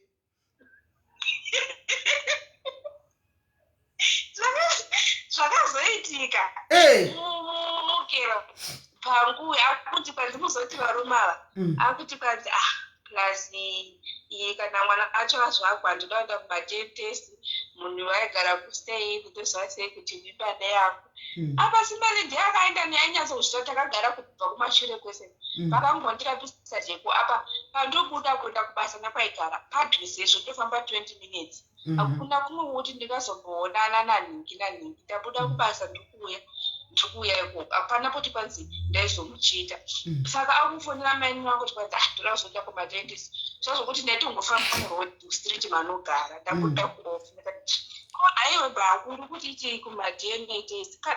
Ukambowa chimbi kunetsa kuti ndipowo mari ndoda kutenga mapamba kana kuti ndoda kugadzira preparation yemwana. Ndosaka ndichishanda ndakatozvigamuchira kuti iwe chinhu wakatondidhaka. Saka chirega kozi ipa zvakuti akutoti nange chinhu wakutondidhauta. Rega kuchengeta mwana sikuza kuti kune chinhu wakandimitisa. Saka pandaitaura napo padhuze nepanogara. Amene akakonyera mukadzi wacho mujurawo SIMELLY. Ndobva auya akakupikisa kurova nenhumbu ndiwe kanomuripotera anorova muna nenhumbu. Ndiwe kanoripota anorova muna nenhumbu. Ndakatozongoona mukadzi wacho asvika uri kudiwa kamira nemurume wangu ndikati ko naini mamuzere kuti nyaya yacho ndeyei. Ndakamanzwisisa apa besi apa murodhi vanhu vatoungana SIMELLY musiwe wemanheru kadzoka basa. Aripi mukadzi iye anojairira anodherera kudaro.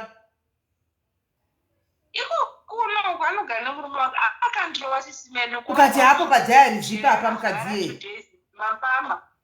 Achirova muna nenhumbu. Mukuzvamba zvisei vanhu vatoungana muzoti ameno.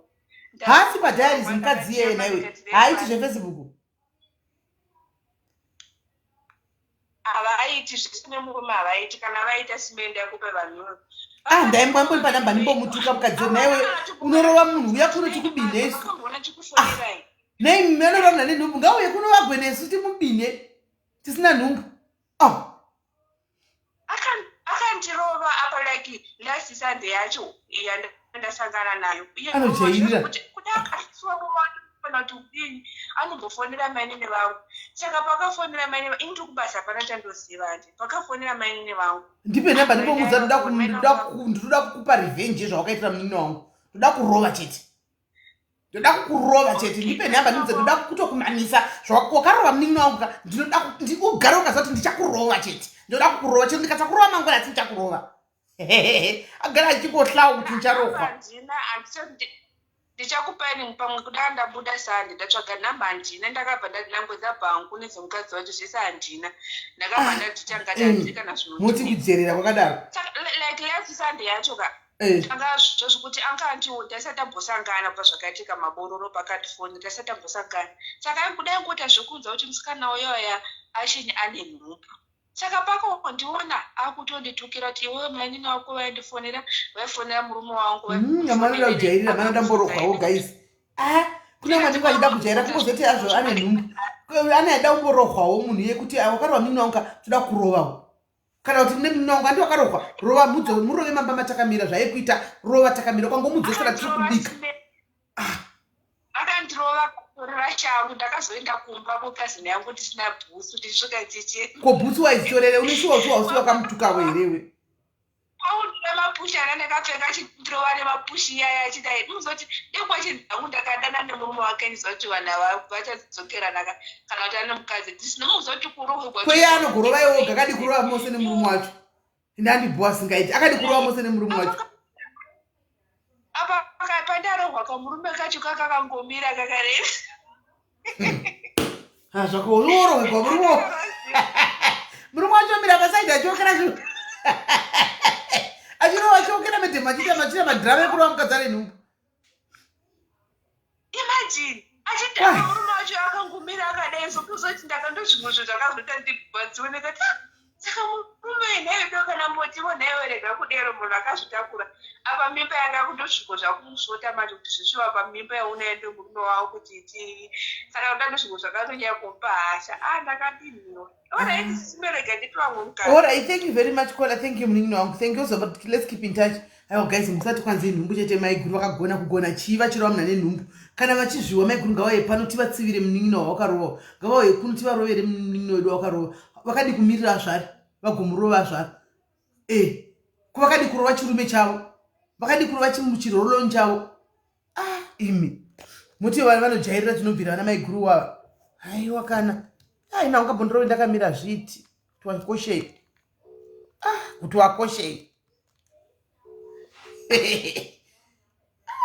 hallo kola Yala. yes baby uri sei Masikira sei. mushe uri sei Andiripo. Ndoda kungotaurawo nyaya yangu yandakambosangana nayo. Maybe vanhu 2 or 3 vachadzidzawo. alright Cause kana nino ndakatodzidzawo kuti kuvhura makumbo unosarawo pamawana akubhadhari. Saka ndakangodzidzawo kuti zviri nani munhu atanga akubvisira mari. Kuti vanhu vanongoita kasitsara kekuti mujolo uyu vamwe takapotsa tapinda mugova nepadiki diki. chii chakaitika Ndine 23 years ne. So ndakasangana nemukomana pandakauya kuno muna 2019 muri muna September. Saka munhu uyu mukundinzwa. Munhu uyu akanga ane mwana wake waakambenga akaita kunge mukadzi. Asi ndakasangana naye mwana wake uyu anga ari kuna mai vake. Iye ainzi anga asingasapoti mwana. Saka ini ndaingozoti anogara wega. Munhu akanga atori netumari anotoshandira government yemunoni. Asi iye aigara kwake inini ndichigarawo kwangu because ndaishandira kuChina City. Ari muZimba? Munhu wekuZimbabwe. Zvadaro tichingoshanyirana like maweekends aiuya achindipika tichiendomba kwake.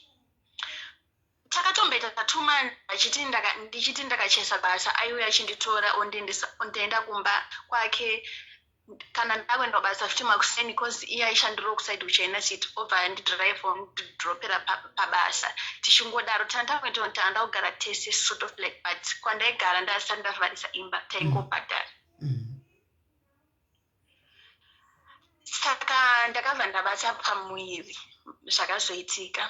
Ndabata pamuviri ndakabva ndazoendawo kuchipatara ndakanonzi ndine nhumbu chichi.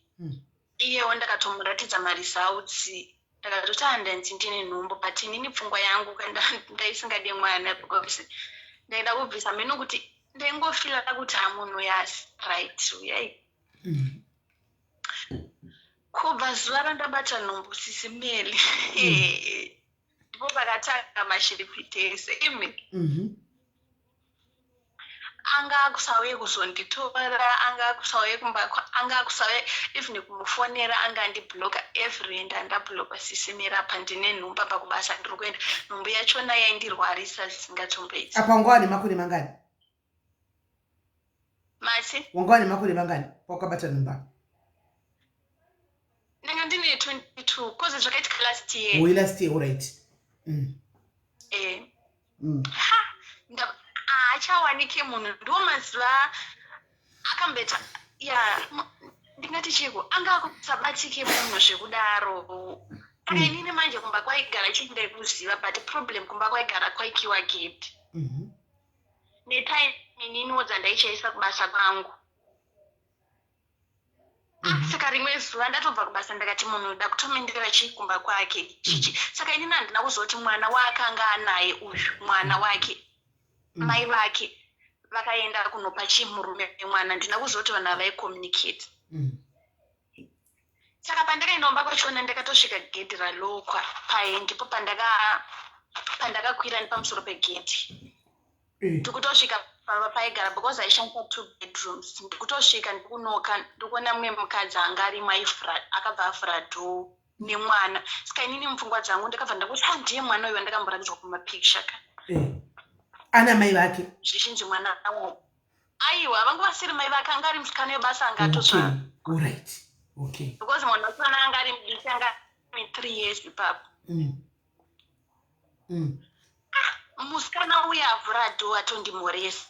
Saka murume ndipo paakanzwa voice rangu murume uyu ndipo paakabva atanga kupopota. Saka kuti inini ndizozoti uyu musikana webasa murume uyu akabva atanga kupopotera anti zvikanzi anti wainofura dhoo inini ndiripo ndinofanira pachidhoo vakatotanga kutotuka ndipo pavakakiya dhoo. Uri pashi? Ndiri panze SIS MELLY. Hey. akatanga kunyoka SIS MELLY ndichimukumbira kuti Alfredo ndikatatukana hatina kutukana wani waipa wangonzwa kuti ndine nhumbu wabva watondifuratira zvekudaro kwakanga kuri kuma8 ndakagara kubva munozoti akazovhura dho kuma3 am dzeusiku apa kwaitunura uchingoipashe ndakangogara panze SIS MELLY kwazoti avhure dhoo mota yake yanga yakafa rimwe dhoo saka ndakatofunga ndakatanga mota iyi maybe mota make ndinogona kupinda ndigare ndopinda because mazuva ainge yazonditora aitema kuti mota yake ilochichi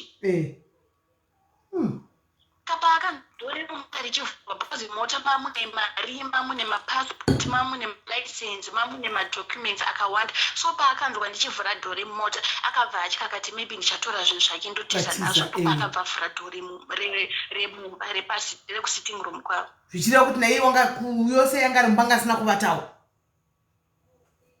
anga asina kuvata avhura dho ndipo paakauya akundisandudzira ndakatosandudzirwa ndakadonha tikatanga kurwa ndakamutora chidhina ndakamutema nechidhina akatanga kuda ropa ndipo paakadhiraivha makuseni acho naipapo ndipo paakaenda kupolice station kumondio kusaidi kusouth gate kokuripotera tasvika kunondiripotera saka tasvika police iye ndiye akaenda bva mapurisa asvika ndipo pavakatondona nditori mwana mudiki chichi saka vanhu vepamba ipapo vaiziva like kana mastandani vamwe vese vaindiziva kuti ndiye musikana wanhingi uyu vaindiziva vese vakatoi vakati kuwa kuda kuramba musikana uyu seide kuti ane nhumbu but musikana uyu tinomuziva achiuya pano always ndipo patikaenda nemapurisa kupolice station zvikanzi handei kune vanhu vanonokansela ichichi saka tasvika kupolice station akabvunzwa iye kunzi sika kuti toita sei zvikanzi ari kuda chi mwana ari mudumba asi mai haasi kuvada painini kubasa zvanhu zvaakutonetsa ndanda kungogara macomplaints achingoendeswa nevamwe vashandi because ndanda kusakwanisa zvakanaka ndairwara ndaita sei saka mapurisa akabva asagesta zvikanzi aiwa isusu hatikwanisi kuita sei kukufosa kuti budana nemunhu because you end up wauraya mwani wevaridzi saka iwo kana usingade munhu tine kuchipatara kwatinoziva kunoita sei kunobviswa vanhu nhumbu but because nhumbu yanga ichiri diki yanga itori maybe 3 weeks 4 weeks takanzi ichiri diki ndipechi 2000 toenda naye tonomusiya kwadhokta oita sei kubviswa kwake nhumbu mwana ozvitira upenyu hwake iwo ozvitira upenyu hwake akabva aramba tikanzi ini kufamily kwedu hatibvise hakuna munhu anobvisa nhumbu akangobvisa nhumbu anofa because history yake mai vake vakafa vachibvisa nhumbu akabva arambira mapurisa zvikanzi hazviite kana nchimupa 2000 ndomupa 2000 enda kumusha ini ndakabva ndamubvunza ndikati ndinomusha kunani ndiani anonondichengeta musha kwedu handinovabereki ndinofambisa sei kumusha ikoko mapurisa akati iwo kana usingada kupa munhu mari kuti anobvisa nhumbu saka itongoenda naye because tikukupa sarudzi wokuramba iye akatsikatsika akaramba kana ndichimupa mari ingaakwire bhasi aende kumusha ndikati inini ndakaenda kumusha ndikunoitei kumusha kwachona pamwe akutori ndabereki ndonodini 2000 akaramba kuti nhumbu ibviswe mapurisa akatidzokera naye ndakadzokera naye kumba ikoko munozoti iripo nguva muupenyu yekuti unosvika pakurwadziwa zvekuti even une mafriends even une hama unenge uchifila kunge vasiri kuunderstanda pain yako ndakasvika panguva yange yakadaro muupenyu hwangu yekuti hey ndakatombofunga ndakapotsa padiki diki ndamwa mushonga ini kuti ndife because ndanga ndiri panguva yakaoma manzwa ndakatomboadviswa nemumwe musikana unzi pane vanonzi SIS MELLY wadi kuvafonera vazvo nyaya yako vanokubatsira chichiitika ndakati aiwa kana izvi takutongoda mwari ndainamuta SIS MELLY sometimes ndaitsanya because changa chakunyanyorwadza ne like nguva yeload shedding aibuda unotenga chikafu chemwana wake nemusikana webasa vodya inini sometimes ndaitomborara nenzara ndisina chandacha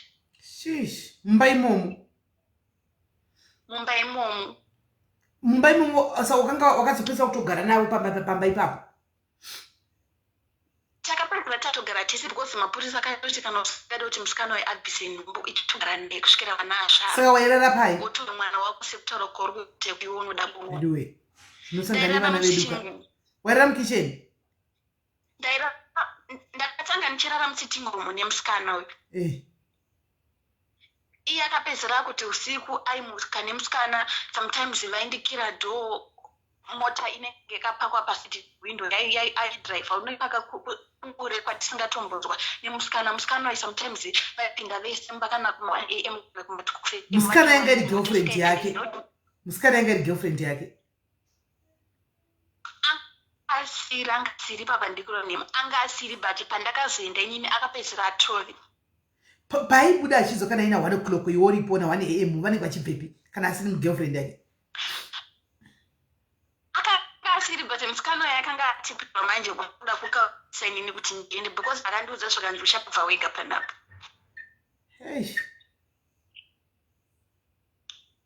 akanga asira ipapo ndomurambira but akapedzisira akuzorara naye akuda kungondirwadzisa inini kuti ndibve but pandakausvika akanga asira akanga atori nemunhu wake waitounzwa pamba ipapo right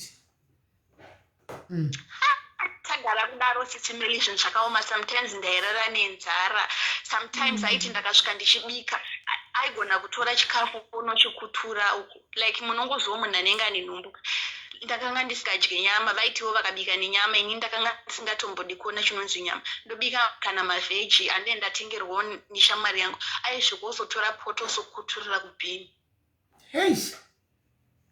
zvakaoma ndakasvika ndichidya murume uyu aigona kungobhutsura plate kuti SIS-MELLY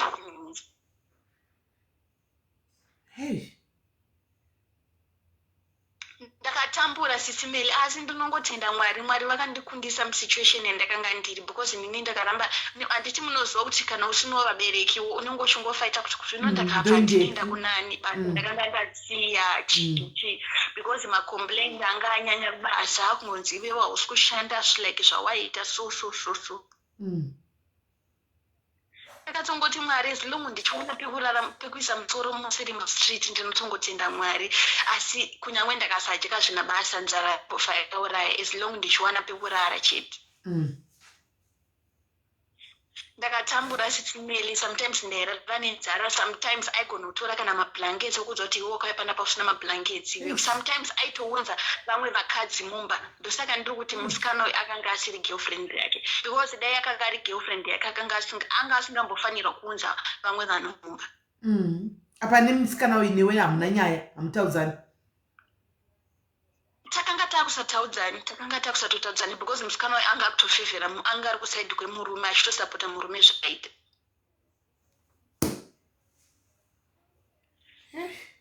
saka rimwe zuva ndakazotenda kuona sawira wangu zvakanzi iwe wandichi kumasuwe umbonobatsirwawo chichi mwana wako chichi musikana wayo abva because akazenga ashanda almost 3 months asina kubhadharwa popa akazowana rimwe basa abva but asara ta3 inini naye mwana wake ipapo ndipopamboti dhorei moyo because akanga asina munhu weusira mwana kwaaigara kwachona kwaidhura makreshi saka iye panguva iyoyo aiti hanzi haafodi kubhadhara kreshi saka anga asisina choice anga kusiya mwana wake kwandinini zvivindi zvacho what's the nerve kusiya mwana kumunhu waivatisa pashi zvakanga zvaanani because even anga kunditi kubva pakabva musikana uyu akambotidzorei mumambichana akanga akutonditi usarare pasi chiregererwa sitting room chiuya tirare tese kubedroom wenini ndakatofaro ndakati pamwe chiwo zvachinji takutorara tese sometimes iwo aitotauro nini zvakanaka chichatimaona rimwe zuva ndipo pandakabva ndaenda kuchechi kumasuwe kunobatsirwa saka kumasuwe uku taifanira kudzoka kuma6 dzeusiku because yenda ndakamuudza kuti ndichanonoka kudzoka saka zvisineiwo takabva tasvika vanhu vepamasuwe apa zhinji vane rwendo bva tangonamatirwa namatoro svika ndichidzokera yekumba pane rwendo ruri kufambwa chichi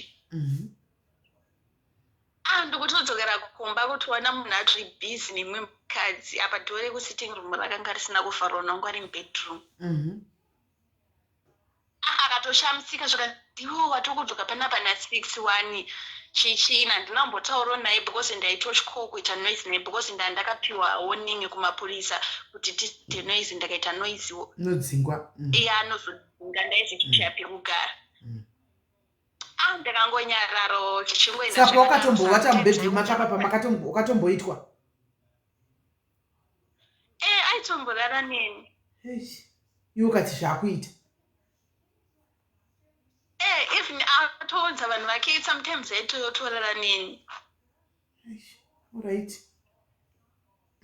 zvinhu zvakaoma kudaro munozoti ndakasvika 9 months ndisina kana preparation ndisina kana socks zvaro asi uchigara naye uchivata naye achikuvata mara anayo achiita seko aiuya sometimes aigona kuuya nevamwe vakadzi vari mota pagedhi ukarega ndimbobudawo panze ndimboriwo nemhepo toona vari mota sometimes anenge akagadwa nevamwe vakadzi vekuti nyongosonotiya ari kuchengeta vanhu vakadzi asi nini ndine nhumbu aitadza akanonditengera teneti zvaro re100 rand asi abuda mwoyo wokuvata otorara neni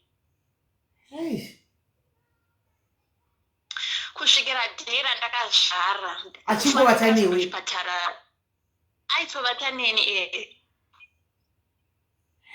inino ndakanga ndinachoice because aindotokaramba unobuda munomu because even kumapurisa angu ataura zvikanzi akakudzinga kudzinga isusu we can't force munhu kuti agare ndiyo munhu asingadi saka ndaitongoitwa SIS MELLY asi pairara newe tell me pairara newe paibudawo mashoko ekuti I love you ndokudawo something maitaura nezve apana munhu anga asingatomudhibata kana munhu aingouya kana akuda unongoroma kumbo munhu toyototuburuka pamba pasina kana irepu yanga itori repu iyi pamba pasina kana kutomboti kundibata aingoyongodaiso makumba ngotondibvisa kana wakapfeka bhuruku munhu otongoyoteta zvaane akapedza otopedza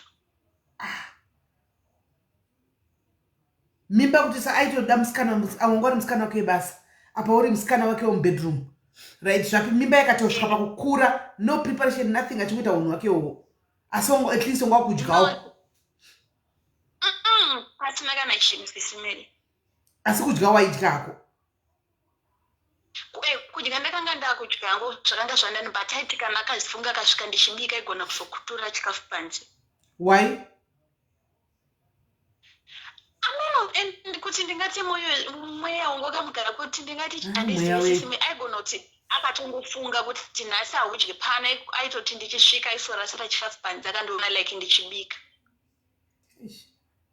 right wasvika pa8 months ndobva waidii hakumanaka ndipo pandakatosvika 9 months nhumbu yakarwadza iye asipo ari kubasa kwake vamwe baba patinogara vakabva vanditakura nemota bva vandiendesa kuchipatara hauna preparation hauna chinhu iko kusikero kwachona handikuno kunoenda kusikero unofanira enda kusikero every month munozoti pa9 months ndakangoenda kusikero ka2 chete kushayiwa mari yetekisa pamunhu aitedza kana kundidropa pachipatara pasingatomboti its less than 10 minutes anenge asvika achidrive aikundikana mari yetekisi anga asingandipi ndakangoenda 2 chete kusvikira nhumbi zvaro saka wazvara ukaputira mwana neinaiwe ndazvara kudaro musi baba ndipo vakabva vamufunira zvikanzi mukadzi wokuti amendeswa kuchipatara anga achirodzwa nenhumbu ndipo paakatanga kumhanya-mhanya anga ane mari ndipo paakatanga kumhanya-mhanya munozoti sisimeli ndakaitirwa mashure ekuti nanhasika ndinosombozvifunga kuti chii asi ndimwari ndiri muchipatara sisimeli akauye zvese even cotbed ramunoti cotbed maprema yasisimeli handidi kuti vanhema iye murume uyu uya ndiri kuchipatara iye murume uyu sisimeli aiwa isi nhumbu here yaita kuti akuseme ndakabva ndazvara mwana mukomana anga akafanana naye singaiti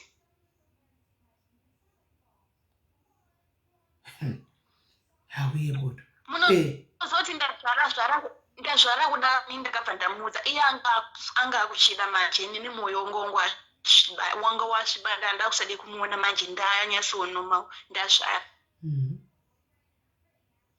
ndakazvara kuti apa mwana wangu akakwanisa gore musi wa16 January ndipo paakasvitsa gore this year ndakati ndichibva kulabor because ndakaitwa operation ndakati ndagara 2 weeks ndipo pandakabva ndamudza kozi yanga kutoti tani mwana ngatichirongei mwana tigare nemwana so mwana agare nababa wake namai vake vese but inini ndakanga ndisisina kana mwoyo naye sisimeli ndakanga ndisisingade kana kuchiona nezvo ndakambudira pachena ndakainangu handichada sindaita kuenda ndakabuda sisimeli ndakaenda ndakamusira mwana mwana ne 2 weeks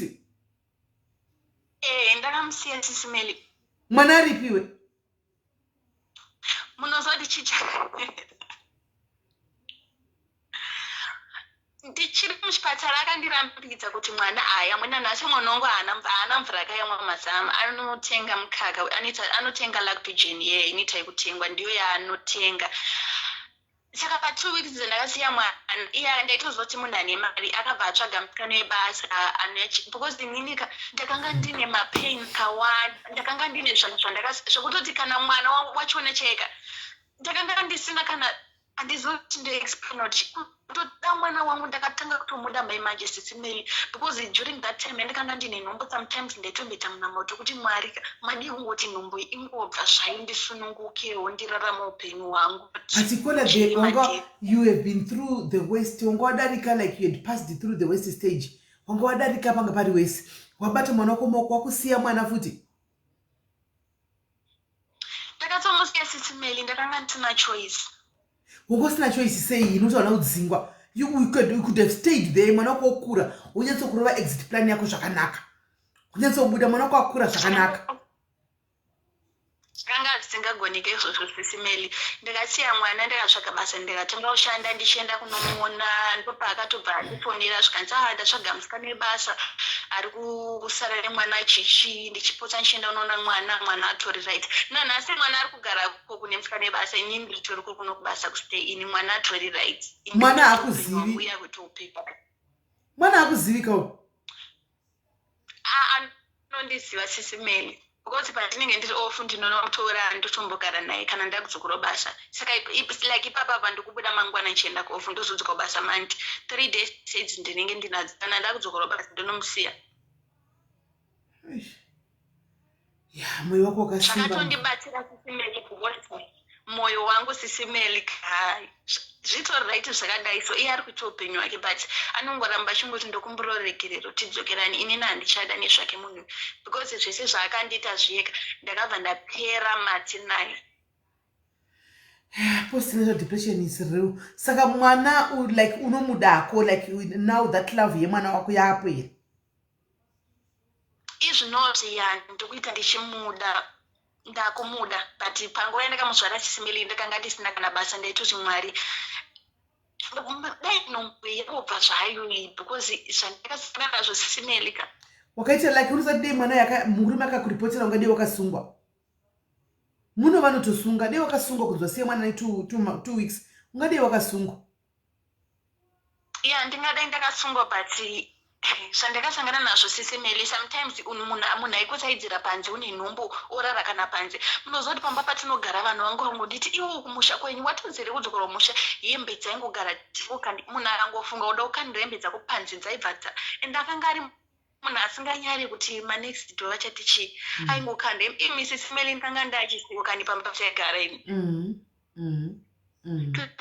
kuti mwoyo wangu wakanga watofa kare kare that's why even mwana uyu ndakanga singatomudi ndakanga ndakuti mwari inini handichada nezvemwana uyu ndakwe kuzviraramira upenyu hwangu but I'm happy kuti at least you said you are bonding nemwana wacho iko zvinhu izvi muri kubonda mbichana you are getting there tikubonda tikubonda kana rudo ruchairo ndakuchitawo ndichiti ndakamubatawo ndinofeel something no wanga ne postnatal depression ndi mwana ari right zvokuti kakasimba zvokuti ende ari kumuchengeta zvisingatomboiti mwana aripo zvekuti saka nawo iyi akugona kutokufonera muchitaura zvakanaka pasina kutukana kuya kana pasina chii zvese hapana but inini ndakamubloka handitaure naye nini mwoyo wangu wakasviba kani zvaindiita sisimeli kuti ndakasvika panguva yekuti unosheya kana bhurugwa rekupfeka asi munhu ane mari isingiti achitadza kukutengera bhurugwa re 20 rand mujobi Understand. chipataro kundaiti ndakaenda kudai ndisina kana teneti vanhu vaita kunditaisa unenge uchitonge munhu anopenga iwe usingapengi. Yeah, you are angry. You are really angry. I think it's for the best though. Handisori ndinotaura hangu nemusikana ari kuchengeta mwana andikashindoti mwana ari right ende anochengeta mwana wake zvese ari kuitisa mwana wake. Ininiwo ndakamudza kuti iwo itawo zveupenyu hwako, ininiwo ndoita zveupenyu hwako, because if nekumadna test akatoenda akatoudzwa kuti mwana ndewake. Hey, but yeah, it was the hard, but you did the right thing for you. And nokuti vazhinji vanouraya, vazhinji akaita hatred kuna baba vake, anobva atoita hatred nekumwana, zvona zvikabva kumunyorora mwana wakagonako. You did the right thing. You did what was right. And I think it's the best decision so that you can heal uri kwauri and move on. And afarira hangu pate kuti nemwana wako at least you are bonding. Uyu hana basa, take your time. Healing is gradual. It doesn't happen overnight. Zvakakuitira zvawataura indavhunduka wandiri pano at 22, 21, 22 chirariswa panze. Kana kufunga kuti munhu ari panze South Africa munomu anogona the way wakajamba gate.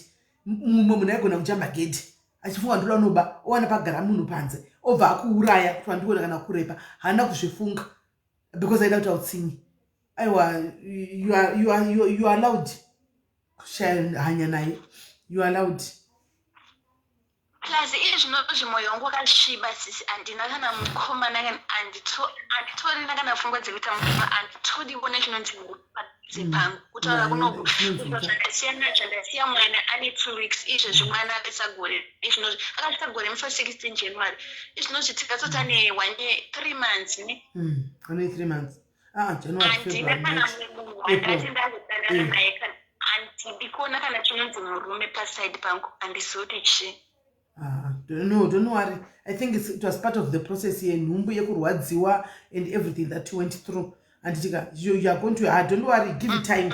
As the time goes on, one day you come back and say, you know what, now ndave kutogara nemwana wangu ndakazotora mwana. Time will tell. Just give yourself time. Kana ari right kuna baba kuko, let him stay there. You every time paunowana time. But I don't think kuti uramba wakabloka baba, because at some point andiri kugara kubasa unozonida maybe probably kuti uende kunoona mwana wako even uri paari angakurambidzi inoti hausi kunorora naye uri kufambira mwana. You can just go and be with your kid orora zvako musitting room andika woita madays wodzoka kuti ungobonda nemwana uri papo. I don't think kuti acharamba right now. So just but take it one day at a time. One day at a time. The reason why ndakambloka anenge akufona akutaura nyaya dzerudo inini zvinenge zvichindipowa zingeti ndichinzwonge ameno handitogona kunzwa. You can tell him straight away kuti wona chinotisanganisa iwe mwana. You keep on talking about this, I'm going to block you and I'll come and take my child. Chinotisanganisa iwe pamwana. We talk about the kid, nothing else, period. Handina chokuita newe. I am here. You can tell him that there's no need to block him because kana one day let's say mwana arwara. Musikana webasa uya hapo unonzwa nani? Yeah, it's process mele. Anozokwasati akudze iye pamusikana yanogona kuti atiza, handisi kuti ndo zvinoitika. But tongona makeze kunzi musikana webasa kunzi atora mwana akatiza. Andowana iye akuda kutora neuta kudze kuti iwe mwana adai anokubata kupi wakadzima phone wakamblock. Saka rather kuti you talk but set boundaries. Iye ngaakupe nguva yekuti uheal. He must allow you to heal. And at your own pace, at your own time. Kana wega ready kuti nauda muregera murume uyu uchamuregera nenguva yako ngasakupa pressure. Yeah, it's true. Aiwa kabakanaka pane mwana pane 1 year. Pane mwana wake whether we like it or not. Pane mwana wake.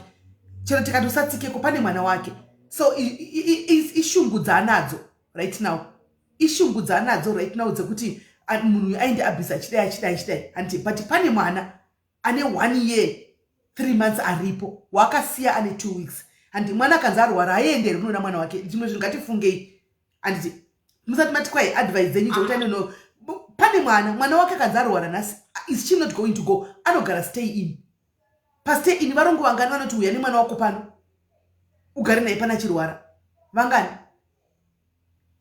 So andioni iri good idea kuti ablock na baba because one day kanzi mwana arwara chacho zvoda kunida mai vake, she'll have to go. Vangani vanoenda kunoona avachada nani? and hachadi ngakuita kuti murume aunderstand kuti now tikusangana pamwana andika munosangana pamwana chero akatouya nemusikana wake uripo hauna basa nazvo koza uchina feeling naye hauna basa naye chamuri kusangana ini mwana saka don't block him anditika don't block him usanzwe utanzi hapana kana abuse akakuabuse yes but when it comes he will put the kid first zvema feelings oti he abused you a lot kana when it comes to mwana wako tombomesa maside ma feelings you do what is best for mwana wako anza kambara chihambo kana ndandataura pano kuti asete maboundaries pafoni ngasete akangomutadzisa kuti you know what andina chekuita newe tinosangana pamwana iye murume andozvionega kuti munhu achina chekuita nenu anomaona sometimes chinoita kuti varume avazoinya kuramba chichidzoka achitipa masu tinoenzika tinosenda ma-wrong signals guys we send wrong signals kuvarume iye anenge achiuya achitaura ndichiri kukuda yobvati kikikikikiki shuwa here muri kanga mazvavakamoniitira pa here unosenda wrong signals uchisa zvima-emoji zvekuseka zvima-emoji anobva tozvona chance yekuti ndiwe ndiripo chiripo but you just straight away akangotozviona kuti uyu munhu iko hapasisina yaiye mwana moti vakazoinya kuitawo avazoteerere boundaries and stick to them period and vakaenda kupolisa vanava nyaya ikupolisi inotosikama anobata sei hanzi woti wakavataudzwa muna kufemera mugoti amen handizivi hangu saka muri kuti mimi mwana akarwara afa ngusvikako odii mwana akarwara odii afa nguenda kwere nekuti anohla kufuma akafenirwa mugoti nokuti mustay inika mustay in akudivi mwana saka mwana akagwara unomuonerepi omunona mwana zve5 minutes woenda nekuti kwaizvo anohla kuti murume anogona kufembera mugoti set boundaries period it's true, SIS MELLY. Set boundaries, set free. Allow yourself to heal. Give yourself uhile. Murume uyu antika usatombo zvimanikidze kuti umuregere usati wave ready. Antika take your time. Kwanza iwe focus munotaura nyaya yemwana. Munotaura nyaya yemwana. Taura nyaya yemwana. But ukona takatara yatsokara tomushauda cho yatsoto mutaridze kuti Antoni I'm not going there. Tikusanganiswa pamwana. Period. Maybe ndingatoma unblocka kumakhozi but WhatsApp indotoramba ndakambloka because sometimes kumakhozi kokuti anongofona chitashara nyaya dzemwana kumakhozi kokubho because WhatsApp anogona kuita video call kana uma 12 akaba like mwana panenge akamuka pai mwana zvimwe zvoshonongonongo utonozviranise kari kuti andifonere this time achidei unogona kumubloka kumakhozi chete mana because sure konzi mwana agwara konzi mwana azodaenda kuchipatara iwe hauzive chinhu because wakamubloka anenge achitira kuti reach out hapana pekubata because ari blocked everywhere. It's true. Because now blocking him everywhere zvinopesa kuti senge hauna basa remwana wacho kuti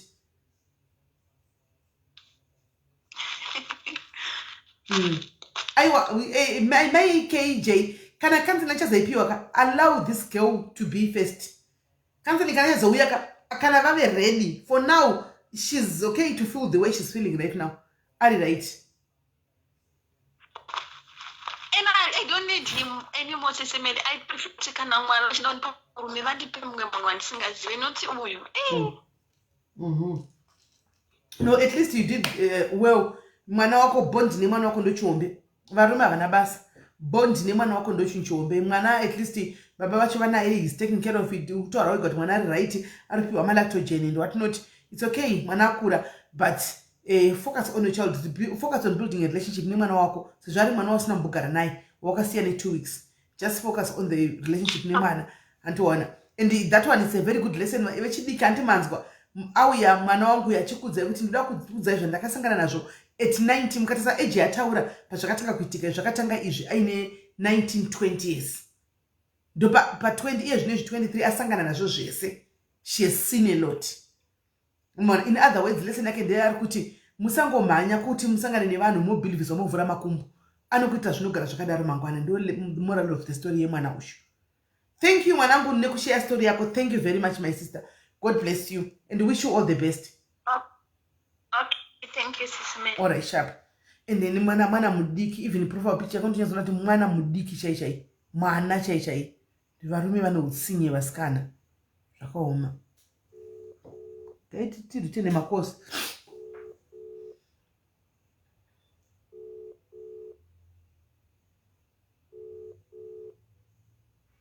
Hello. Hi my dear, zviri sei?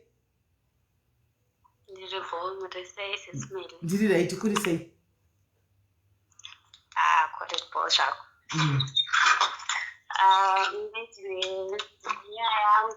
And also I need advice.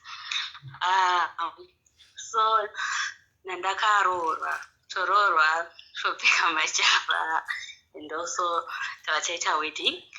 Saka wedding ainamboita 2 years. Then tarambana. So the guy moved out. Akada shokubuda. Akanyepera kuti aida kuenda Zimbabwe emergency what.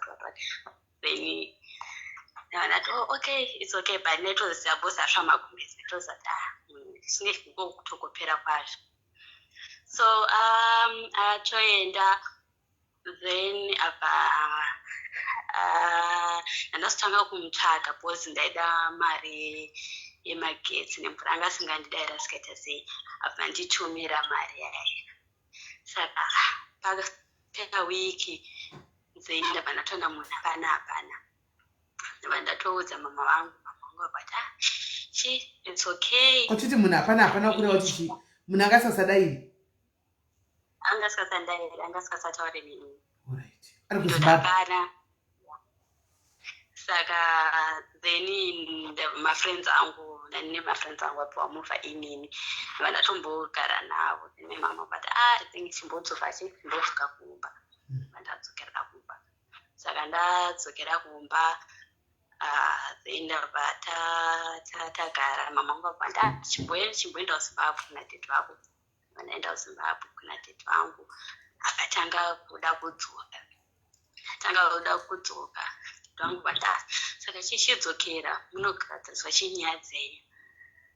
Then ndatodzoka munhu abatanga kutrip again. Akatozvitya kuti achatotaure nini. Then ndabatanga kuti okay it is well. Kola, hold on, mira. Murume wako makachata maigara mese anditi kuti kwa imi masaladi kaichidiki kuexplaina nyaya yamugoni chega tise chikubatsira isu mambuya. Wakanyatsoosangana nemurume wako mukaroorana mukanzochata mukaita move in mese. Maita move in mese murume akati one day ndakuenda kuZimbabwe ndizvo?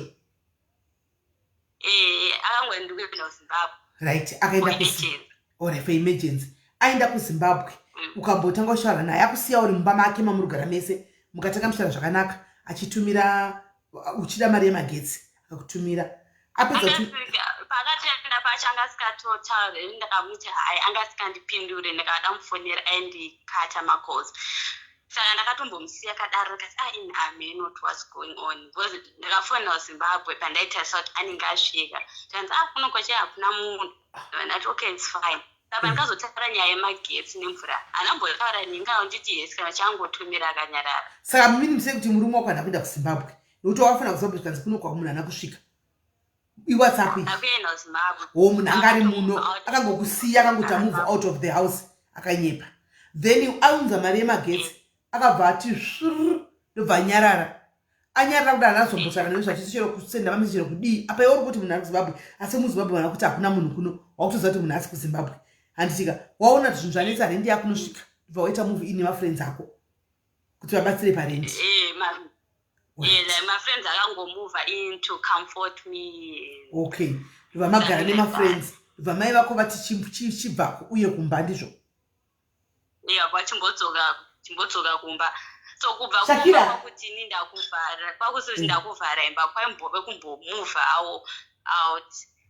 Nimboenda kuna mai vangu tivanicomforte ichi ndozvaitika. Saka wasvika kuna mai vako mai vakati chimboenda kuna mudhara Kelly? Vachimboenda vako. Alright. Mai namudhara vakasiyana? Vakasiyana. Okay, saka wasvika kuna mudhara paenda kubva mudhara murume anobva takakutsvaga? Batanga kutonitsvaga kuti akudida bheki what baba akachidzokera kumurume wako munogadzirisana tichidzokera munogadziriswa alright zvinobva zvadii saka pandikazodzoka pandikatodzoka taenda out like the whole December taenda out taita nei musi wa1 tatori kuchechi tese kunew year panika ndapedza kumuona musi wa1 kuchechi ndo musi wandikapedzera kumuonewo but anga usatoda kutaura neni kuti asei saka ndabva ndangosiyana nazvo ndakatozona ndatoblokewa abuda futi adzoka magara mese pamba paya pandikadzoka ndakadzoka kuna mama wangu andambodzokera kumba iye akaramba achigara kwaanga ari but atangoenda out manga mangodanana chinga chingopika muchinda out but mune muchato tanga todanana but muchato chiripo ndobva atozokubloka vanangoona ndablokewa aishandepi munhu aishandepi anashanda murodzi wachidrive saka izvozvo akubloka kudaro paakakubloka ukabloka zvarini that was January gore rinoiri saka kubva January kusvika izvozvo usati wanzwa nezvake andisananzwa nezvake handizoti arikuita nezvei hauna nhumbu hauna usiwo nenhumbu no handisina because then I had to find out he was sleeping with my friend like my friend mwana wake angatorifika wake pamuchato wangu how sure are you with that one I'm 100% sure because like I had a fight with my friend and yaive kuside kwefriend yangu saka ndakatanga kundinetsa kuti kuya anogoenda kuside kwauyu inyaya dzevakadzi akupindira nyaya dzevakadzi akuenda kuside kwauyu saka even murume weshamwari yangu vanga vakarambana newe apata iwe ndaona murume wako ari kumba kwanhingi ndakatobvunza kuti menhingi kwewo murume uyu ari kutsvake chikanzi angangovhizita zvakandinetsa kuti angangovhizita hawo and waiti ukabata foni yake sometimes kuenda pachatenge rakadhilitwa mamessages so ndazotanga kubatanidza nakubatanidza how old is your husband ari kuma late 29 here 30 here mid 30s here ari kuchi less than 29 less than muri vana ayo muri vana iwo less than 25 muri vana saka muchato uyu makanga maitawo muchechi here white wedding hama dzikatouya dzikatouya everyone was there chakatongo ndozvakatoitika munhu sanga aripo and so now I kutanga kudelete mapics pafacebook and now you have to explain to people what happened, you know, that trauma kuti ufanira kuexplainira munhu iso saka takazorambana zvazodai hamuna kurambana Paula wakarambwa hamuna kurambana mwanangu wakarambwa nokuti ndiye akangobuda iwe hauna kurambana akangobuda iye akangoenda ende iwe usingazivi achinyepa saka izvozvo hauna kana idea kuti ari kugarepi nani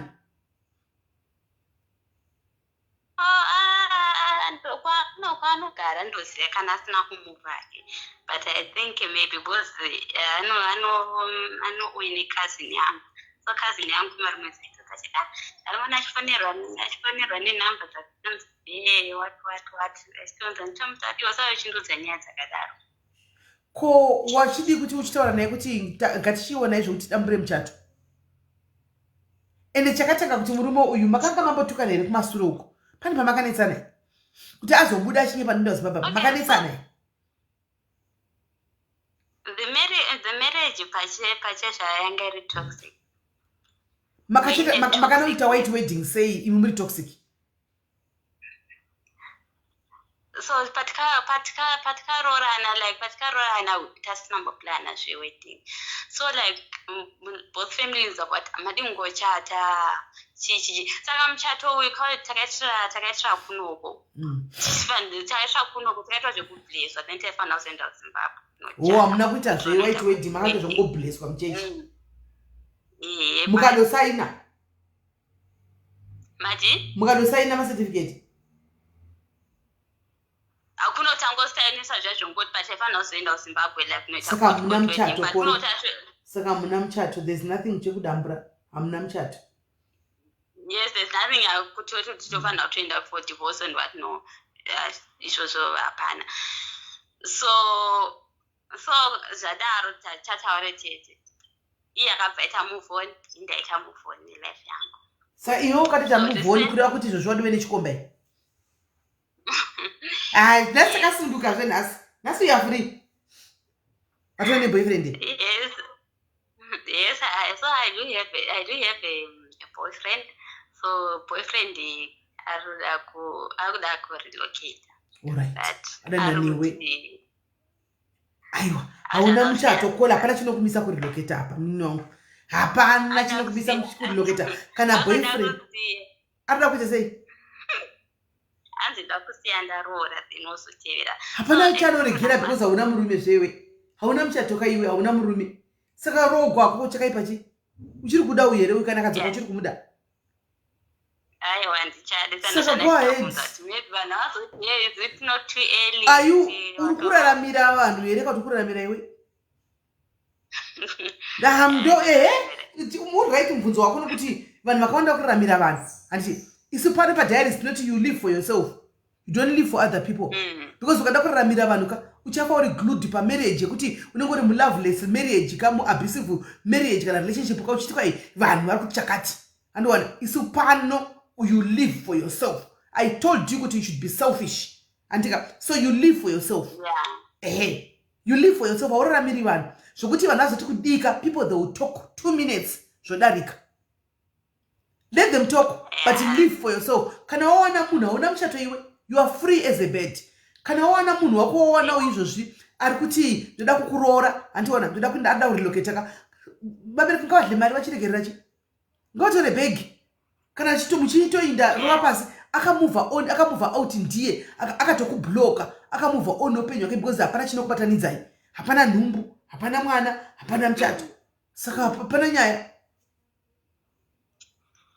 Zando zvanachida kufunda. Naiwa muri free mwanangu, famba nebhora. Makutovata mose neuyu munyoni. Right, SIS MELLY. Makutorara mose here nemunyoni. Mati? Munyoni makutovata mose. Aiwa, kana. Hamsati makurara mose. No, like I still have that thing. Maybe I'm doing a wrong decision or what. Aiwa, gupuro reko wewe michibvire apa. Imi ma 35 zvegupuro zvamunotuza munozivire pi gupuro michibvire apa. Gupuro rei ramunotaura. Gupuro rei mira muchataura imi gore mukore uno uyu mukore watukurara. Kana isu vacho munoti chembere gupuro rei ramunonitaurira. Imi guys, nhasi cheko nonzi ndarambwa ndoti kwa ndipe gupuro rekuita sei? Ndotobuda ndichitozvida ndichitomacha ndichitoendera mberi. Mangwana tochitokuza kuti guys, kwava na new father diaries kana nyama dzangu dzichida kondomiswa nani? Ndomiswa nani? Gupuro rei? Magupuro ndeye mazira edu but inini ndakatozvimirira. What is gupuro? Ende ndori dii gupuro? Hakuna gupuro mfano wangu rova pasiwe. Famba nebhora. Chekumira ende uye kuti kwai unoda kuti kwai mnasi arore usina kana kumbompa. Varume vanonesa sha. Iwe wapa wasongototi nyepera wako mwanangu kuti kwai hauna mupawo. Angazoti kwai ndoda kusanda rora usina mbomunanzira. Kunanzva akananzva ake kunanzva akananzva kuti hana kana mboti kungodai ukadiki kudai hana. Ndiwe cheche. No, it's someone. It's munhu wacho kazi. Imwe problem yoti munhu wacho muhombe kwandiri. Like akatonsiya ne15 years. Zvo vanhu vahombe ndo vanhu vahombe vavo ndo vanotoningirira. Ndo vanotoda.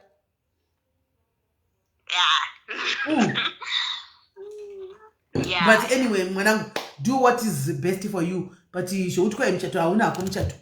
Unajua? Ukatosaudzwe vanhu kuti kwai takatoita zvokuchata tikadii hapana muchato. Makangobo makunda matigwa zvokublessa marriage yenyu isina munhu akunamatira marriage mufundisi uyu. How ndiani? Because unoti uchinamatira vanhu vachinda kunorambana naye guys mufundisi makambozvionepi? But anyway, it's fine. Iwewe move on munino mwanangu, you deserve happiness anti. Kwariko kwari kutofara. Ari kubata kagukuchira karibata kudai gambi. Iwo uchinzi kwanzi gorofa nokuti kwai wakanga wablessiwa. Move on. Wawa, move on. Kana aine problem. Anoenda kuna musha uku kuna kwakanosiya mari yake yerora yacho yakabvisa. Ndoko anotaura nyaya yake. Haungangosungiriki zvewe kuti kwai waita sei. Zviiti. Alright, mfana wangu iripo. Hari mari utsinye muvo utsinye togwa ni upana pa guys unoitwa vana. Utsinye kuti kuitwa vana muri kuhunzwa guys. Can you hear utsinye uri kuitwa vana? Havana kuchata hope. Vakanon-blessiwa, vakabless kwa chete. Havana kuchata. Vakabless. Ambofundi kumboritena makosi. Guys.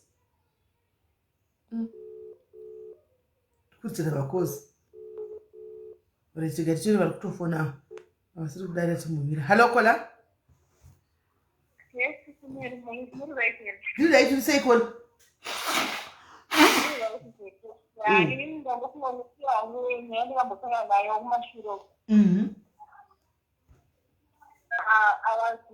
22 years from the car.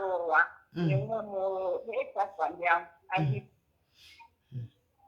But ndaro daro saka ndiko jara 6 months ndisina mwana ndikanda nini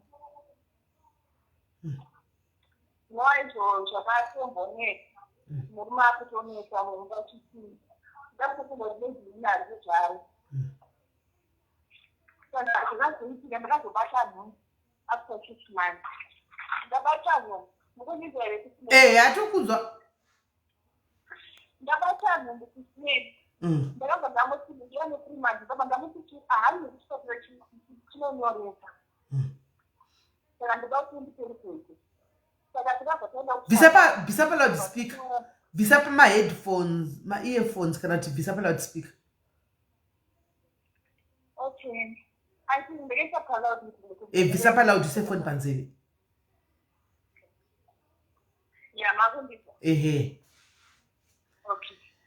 Saka tikaenda kuchipatara titineri toka toenda kuchipatara paya tatononyereswa kune zvidzidzo zvinoitwa saka tabva tachiitwa ropa tachiitwa paya ini sekuziva kwamwe murume nemukadzi kuzimbabwe especially ndikaenda muri murume nemukadzi muri sako ndimunokasika kuita sekusevwa so tikati kaenda kunototwa ropa paya tikati titwa takawanda vanhu vangwani nhuu but ini ndinda ndine murume wavo paya vantu vangu vasina so ini naitoti kuti maybe tichakaita sekudetserwa but chabva tatotwa ropa richira ndichimbobuda panze tichazokudedzai 1 ndichipiwa mari dzavo saka tikabva tabuda pasi takagara pabhenji vamwe vanhu vakatenga kudedza vanga vari vanhu vaivayo ini ndakabva ndakatenda kuti mikisana chichi kuitika vamwe vatika kudedza chikuti takazoita kutipedzisira ndaimonekera mumwe mangu handambomudza murume wangu mataigara naye handingambomudza kuti zvakatenga kundineka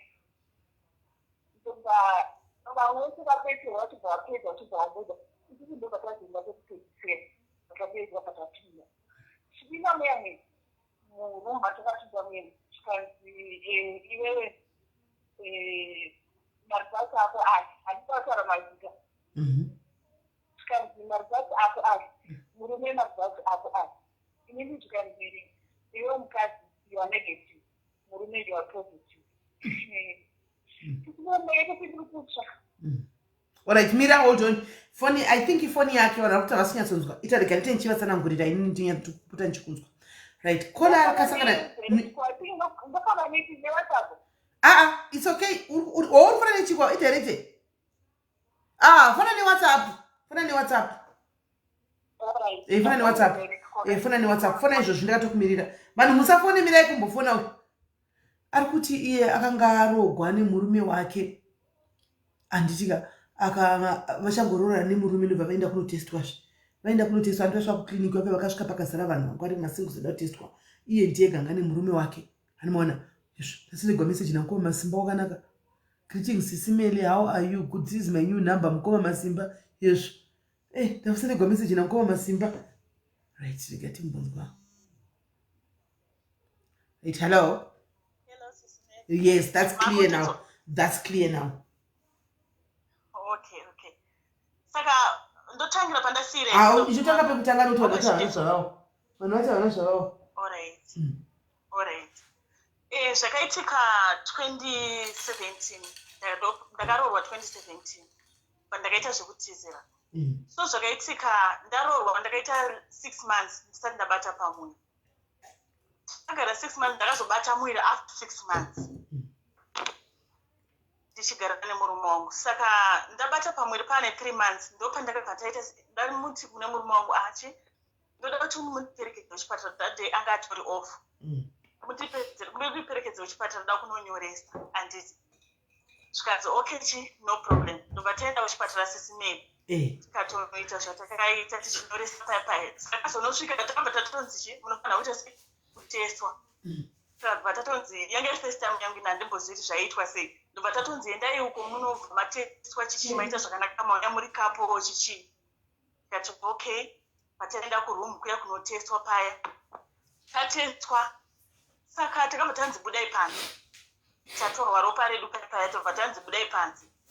Tabuda panze SIS MELLY. Tatakati wandei vanhu vangwandumbuza ati. Saka chakandinetsa vanhu vese vaidedzwa 1-1 vachipuwa mari dzavo vobva watoenda. But isusu takazoita vekupedzisira. Saka payo ndakatoona pasara munhu 1. Ndikati sei isusu tasara tiri panapa. Vanhu vakaenda vari kapo ndo vanotanga kuita sei kuserviswa kuZimbabwe especially. Tisingazoziva hangu kuno. Ndikati vanhu vakaenda vari kapo ndo vanotanga kuserviswa but isusu is like hatisi kupedzisira. Ndanda zvazvakundinetsa ndichingozvibvunza takagara paya. Apa tatakumariza kuti manje ichi yekutestwa ropa. Saka ndo zvazvakundinetsa. Kochi. Batazoita vekupedzisira tabedzwa paya tapinda mukati muya. Batanzi iwe mukadzi mari dzako ndeaya. Murume mari dzako ndeaya. Iwe mukadzi you are negative. Murume you are positive. Yo, ndakaita sendinotsva SIS MELLY. Apa ndombenge ine 3 months. Ndikati hakuna zvakadaro itai retest. Kune murume. Inini hangu ndatobho ndikati ndatowaridi kune murume ndikati aiwa itai retest. Ndobva waita retest. Akaita retest 3 times. Mari dzavo achingobuda ari positive. SIS MELLY ndakatanga kuita unge ndinopenga kunzwa kutsva. Ndakatanga kungochema ndiri muchipatara muya. Ndikurota here zvochiri kuitika panapa. Achibva akutonzi iwe wakufanirwa kuenda unotenga bhuku chichi. Unoita sei wakutopinda pazvirongwa. Apa toenda unotenga bhuku paya. Ndakatanga kungochema SIS MELLY. Singagoni kana kutaura ndichingochema. Ndobva tadzokera kumba. Saka ini ndaichema. Iye munoziva zvakandibvunza akangonditi anzonizvo. Manje iwe ukachema inini ndozoita sei? Aisho kuti munhu yanga asingadozivi status yake kudhara. Aitoziva SIS MELLY inzwai munzwe kuri kuenda nayo. Ndine nyaya tiripo. Aitoziva zvekuinini handina chandiri kuziva but apa panguva yacho ndandichitori mwana mudiki SIS MELLY ndasati ndiri mbonyatsomachuwa.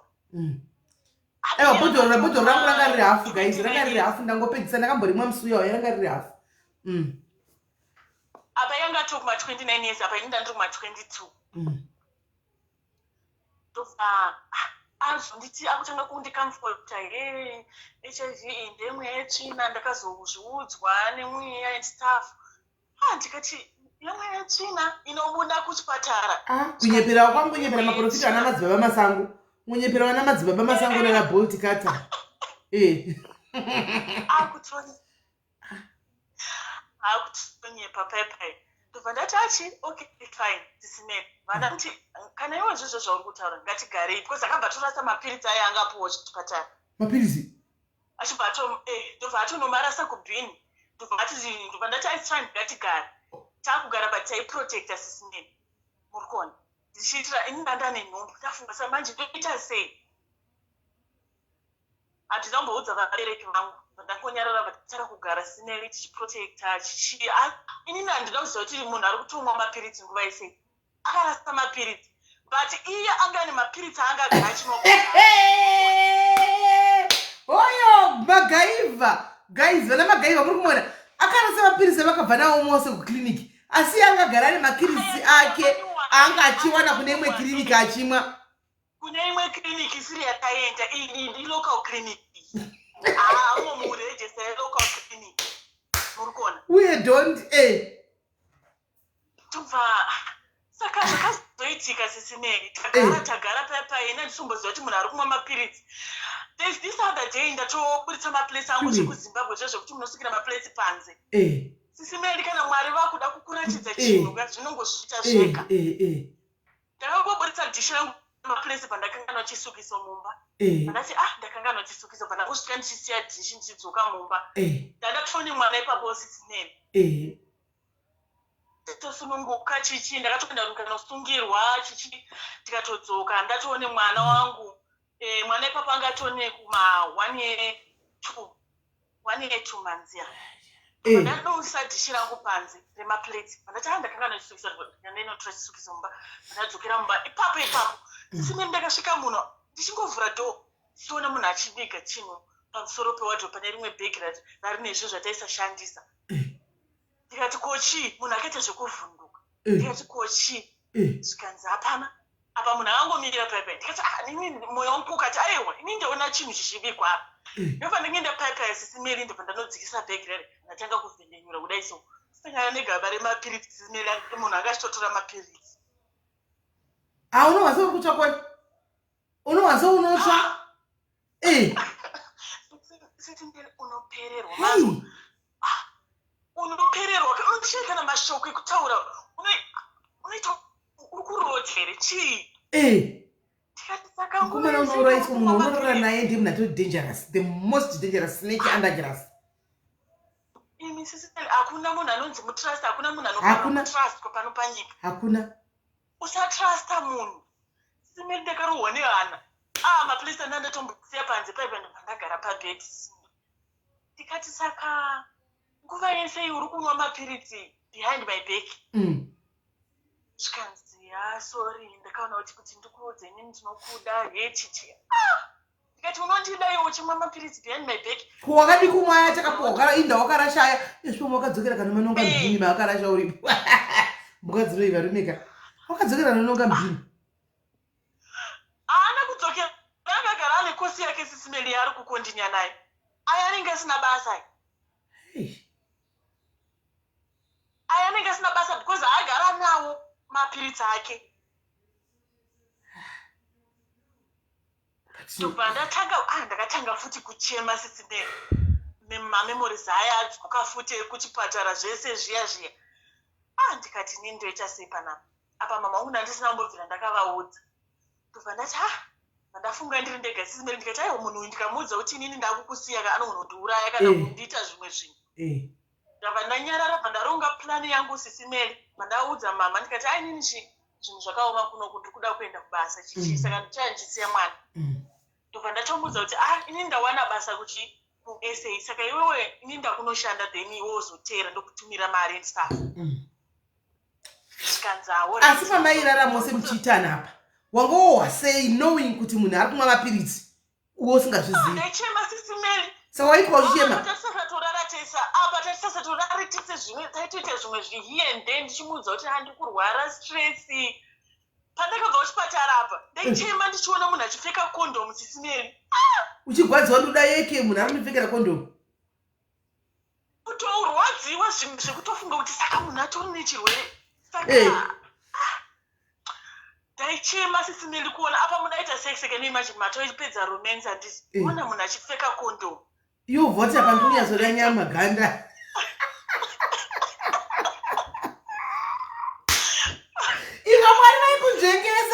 Kozvazi ramboudza kona uya Mwari vaikunjengesa. Ndichinoita kuchema ndoba asi zvakazosvika pakuperawo nekufamba kwenguva. Ndakutongogamuchira kuti chi ndo zviripo. Vazodzosa futi mamemories aya yachi munhu aita sei ndamubata kuti ari kutomwa mapiritsi muri kuona. Ipapo manje ndakuramba ndatomudza kuti achi ndakabva ndatenga kupretenda ndisinei ndaichira kuti anogona kundiuraya kana kuti ita zvimwe zvinhu ndikamuudza kuti handichakudi apa nekuti inini handina chirwere iye ane chirwere because kuchipatara ndakanzi ndirambe ndichidzoka kusvika ndapona vachinditesta kuti mwandisazadze mwana kana ndinacho. Saka ndo imwe nyaya yakaita kuti ndiregedze kusiya murume uyu pandakaziva kuti ane chirwere apa paini ndine nhumbu kuti rege ndimboreramba ndichiita sei ndichigara naye ndichiona kuti zvakamira sei maybe ndinachowo. Saka ndakagara naye kusvika ndichingonoteswa SIS MELLY pese panoendera kuscale ndingonoteswa ndichingoteswa zvikanzi iwe wakachena iwe wakachena. But stress yaingondidya SIS MELLY. Varume vakaoma. Saka ndaiva ndatomuti aiwa ini ndakuenda ndawana basa kwese saka ndichanosiya mwana kuna mama vangu then iwe ndozokuna mari chichi ndichasvikira kuna sekuru vangu chichi ndo kwandichange ndichigara then tizotsvaga imba yedu iwe wozoteera because situation kuZimbabwe zvazvakuoma ipapo. Zvikanzi hora ikutsva nezilaiti rakaiswa mberi kuzilaiti rakaiswa pamberi apa ndorikupisa irori. Ndopandakauya kuno ndauya kuno ndikati shamwari iwe tsvaga munhu ane status yakafanana neyako because iwe haukambodiremere kuti iwewe you are negative. Iwe chirwere ichi ndechemweyetsvina umeye ndakazozviprofita. Kungonyeperawo vana masango kungowa kunyeperawo vana masango onhema meyetsvina yekuita seikowo chirwere chakangonozvitsvakira oga. Handi chigwere unogonotsvaka oga unochinombora uya nacho mweya uchina kuti chinongonamira here usina kumbohura.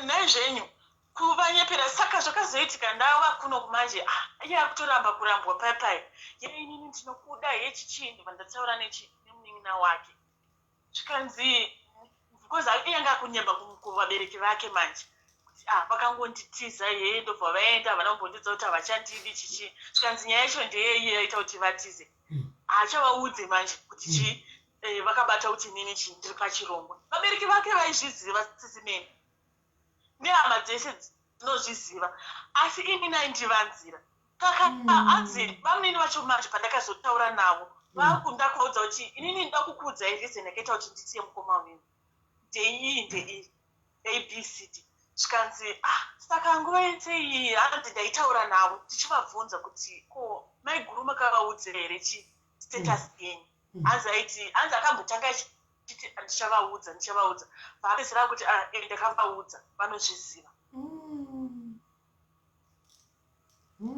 Saka kuramba kwakanga toita navo uko naye murume uyu ivo vaifunga kuti maybe inini udzenza hwangu anenge achineba unoziva munhu anenge achichenesa side rake. Saka ndofana ndavaudza kuti ndokusiyana kwamakatoita ndokusiyana kwandakaita nemunhu yeSIS MELLY but zvakanditorera time kuti ndizotanga kuti ndakudanana nemumwe murume unenge uchingohla unenge uchingotya even ndikanzi ndakudana nemunhu SIS MELLY totanga kuenda kunotesta first. Wazviona yakwaiwa ichema uchichemera nyoro yomunhu izvo Mwari vaitokunzvengesa iwe unenge usingazivi kana namba kudza kuti simunguva tinochana rinoti isingazivi Mwari vanenge vatoona zvatisingaoni isusu. Mwari vanenge achizama kunzvengesa iwe mere beng kuchemera munhu kuti wapfekera ikondomu izvo vari kutokunzvengesa Mwari. Izvo zvinozomutenda wakazomutenda here Mwari kuti Mwari makaita henyu ndakazoona.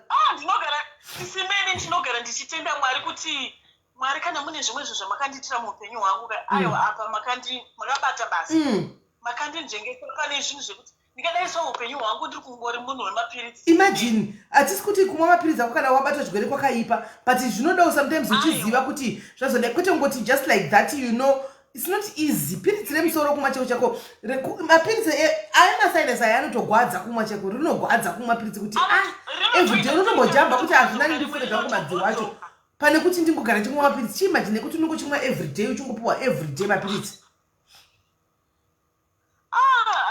Ndinotirigara ndichitenda Mwari SIS MELLY kuti Mwari makandinzvengesa kune vanhu vari kunze usangorare nemunhu kana kungoti wakutororwa nemunhu usingazive status yake. Saka mamunzwa ka moral of the story is musaita nharo naMwari. Kana Mwari achikubvara sai pane munhu musachemere munhu kuti nyama munhu ngauye nenyama tu nyama nokuti Mwari anenge achitokunzvengesa. Learn to be steady, learn to be humble, learn kuti zviri kuitika ipapo ndizvozvo. Anomaona ndizvozvo gamuchira situation iyoyo unenge watopuwa naMwari. Unayo kana una begi zvocho zvinenge dei asina kudzokera sei achisukisa mumba maisi anoona begi iri. Ndingatomboona ndosaka ndichiti Mwari kana wakuda kukuratidza sisimeni zvinongozviita zvega because handina mamwe maonero andaizomboita kana Mwari vasingatiratidza ndingadai ndichida kuzviona pamwe ndingadai ndatopa chirongwa. Handisi kuti hangu vanhu vanomwa vakashata kana titokurudzira kuti kana zvatouya itomwa piritsi because ndokurarama kwako anti asiwo munhu ngapinda musituation uchiziva. Imi varume vari pano nhasi hamusi kunyanya kurasa muswe. I'm seeing you today hamusi kurasa muswe because muri kuziva kuti nyaya dzakarekera kupinda ngona 3 muna Chelsea muna ndaona Chelsea na Edwick nani ndaona varume varimo vari kukomenda mu3 the rest nasi vakanyarara varipo vanenge vakanyarara varipo. Udzai mapartners enyu chokwadi guys machinda muri kuzvinzwa. Udzai vasikana venyu chokwadi kana musikana wako achikuda hakurambiri ya advance arimo comment section hakurambiri kuti une chirwere handitika nokuti majority yevanhu mazivano vari kuramba nechirwere. Hati muri kunzwa vane mari vasina vakaokora vatete vakuramba nechirwere. Maloya madokta udza umwe wako chokwadi kana chikuda nogamuchiro kana ukona chiti nandisvika muchirisa mumanikidza murega yedu pane kumwira mubhegi wakaviga pamusoro pechikwe odrop. Saka asi still aizosvika ipi achimwira mubhegi aizosvika ipi achimwa kaviga. handizimbozivi sisimeni kuti pamwe magadzika mangu kubasa here one way or the other waizongozibata chete one way kutoma kuri nani because at least you are protecting mumwe wako antiona ende vasikana vari pana pamukangoziva chite kuti kazhinji kachona kana iwo uri kwakanzi kudiko kana iwo uri negative murume wako ari positive achimwa mapiritsi haubati chigwere ndizvo handizvo haubati chigwere kana handimaona. Saka mukangogara mukangodzidzidza chatsvaga vanyatso HIV chaivo chaivo vanyatso kuuya vakudzidzisei pano munyatso kuona kuti munodzidza zvakawanda. Handimaona chatsvaga makansellers ezvemaHIV aya vauye pano vambonyatso kudzidzisai because vanhu vari ignorant vanotofunga kuti ukanzi HIV wako ini ndingatovhunduka kana ukanzi waita corona especially cancer ungatovhunduka kuti nai Mwari. Saka mukuti nasarema HIV vanhu vari kurarama vanhu vari kushanda neHIV vanhu vari kuita zvakuita neHIV yekuti unongofamba uchikuita madiro ajojina woenda kuna mapirizi akumba wako goinda zvauri kuita. Guys budai pachena vachinda vari mucomment section vari kumateresi nhasiku udzai mapartners enyu chokwadi. The same applies to you vasikana. Tell your partners the truth. Tell your partners the truth kuti wona sha inini ndakabatwa chirwere animaona kune mapepo munhu anotokuda wakadaro mukatoita mhuri yenyu zvakanaka but ndongoti munini wangu at least ini ndachandangosvorera munhu kukuvanzira dei kuchinziva kanga kakudza ukati handikura mina dei ndichikushora but pakukuvanzira onorasa doro onorasa mapiritsi handimaona apiwa kuchipatara kukutambisira nguva kuenda kwadokta kunosora magara kwadokta paraini achikubhilivhisa orasa mapirisi yadziva kuti anotori nebhegi rake rine mapirisi kumba naitoenda kune big hospital kucounseling sisimeni hanzi hazvitauriki liya hakuna zvinhu zvakadaro zvinotaurika hakuna zvinhu zvakadaro hanzi mazuva ano kana usina chirwere mumwe wako ane chirwere unopiwawo ako ekuti usa hanzi unopiwa mapirisi ekuti usabata chirwere. Saka what's the problem there? What's the problem there? Kutopiwa mapirisi ekuti usabata chirwere zvako. What's the problem? But murume wako duzvi chairo kola duzvi. Hai, mutype yemhando dzevarume vaka haina kumira mushi. Haina kumira. But anyway. Ndovari kuzadza vanhu kunze ndekizve zvaaka ndekanzwa kuti akaroora mumwe mukadzi. Career izvana kumudza. Ndinozomudza ndikati iwewe kana wakuroora munhu muudze chokwadi. Ndozvandamashoko andakamuudza pandakamuramba tsitsineni. Andinombomutuka kana kumushoropoza nekuti da kwekuti. Kola arikufonera ndichakufonera back. I'll call you back. Kola arikufonera I'll call you back. Ndikamudza kuti iwewe anditika ndakamudza mune zvakanaka ndikati inini handichakudangu. Iwe tsvaga mumwe munhu ane status yakafanana neyako. Problem wakandinyepera from the first. Wakandinyepera. Ngatichingochengeta mwana wedu iye watinaye. Anditi. Saka iye manje izvozvo zvekuti unenge uchitaura neunyoro sisimeni nanzwa uchiti zvoni zvoudza murume uyu kuti inini ngatingoita zvemwana. Unenge uchizama kuda kuudza munhu mune zvakanaka sisimeni. Anditi. Because ndo baba vemwana but munhu anenge kutotora advantage kutomudza kwendaita neunyoro kuti aiwa iwe tsvaga munhu ane status yako chichi. Munhu akutotanga kudza kuti yei inini ndinokuda ndikakudzai kuti ndakamubloka. Sezvataurwa nakola uyo yekuti akabloka murume uyo baba vemwana veve. Inini ndakamubloka because pese pamangoda kuti mutaure munhu anenge achingotaura yekuti yei inini ndinokuda yei this and that handina kumbokuramba.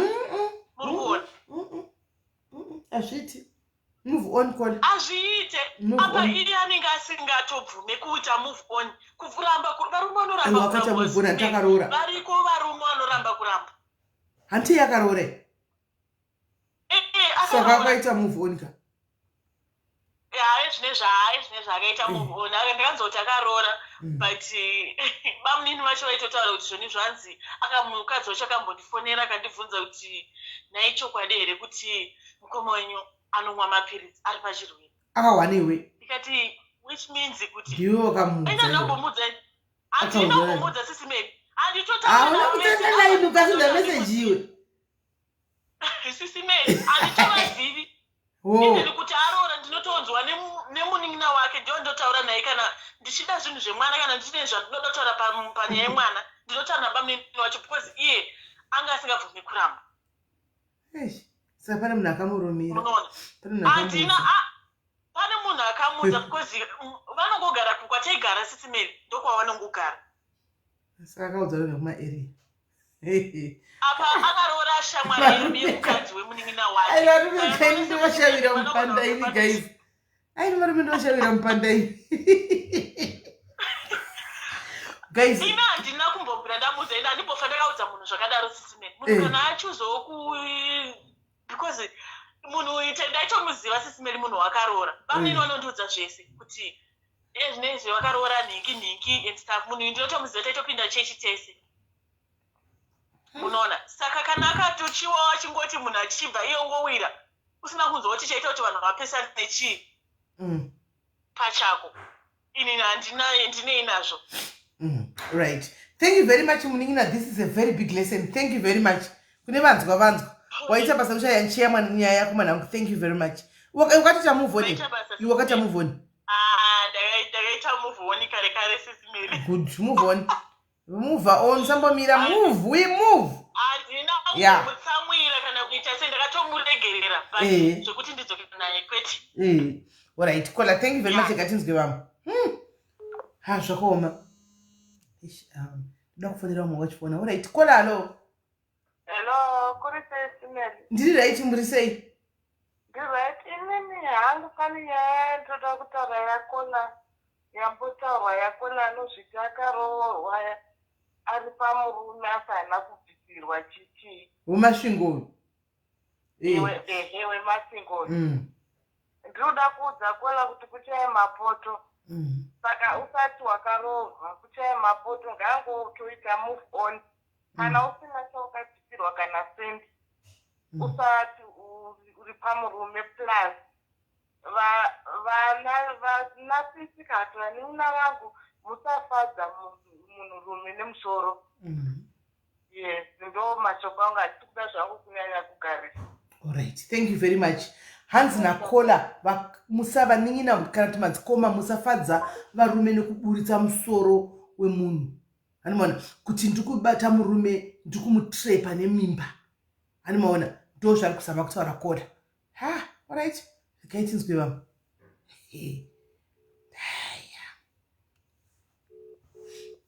Ewa mangana tesiri pano futi pa life anti holiday. Tetiripo. Hello Kola. SIS MELLY maswera. Ndaswera basera sei. Ndaswera bo ndati ndimboyo ndimboshayawo nyaya yangu ndamboda unyarara but ndatirega ndibvutsa uro zvangu zvandakasangana nazvo. Inini I was married. In fact ndakamithisiwa ndine 20 years and then ndazonoroora zvake but akazonoroora tani mwana.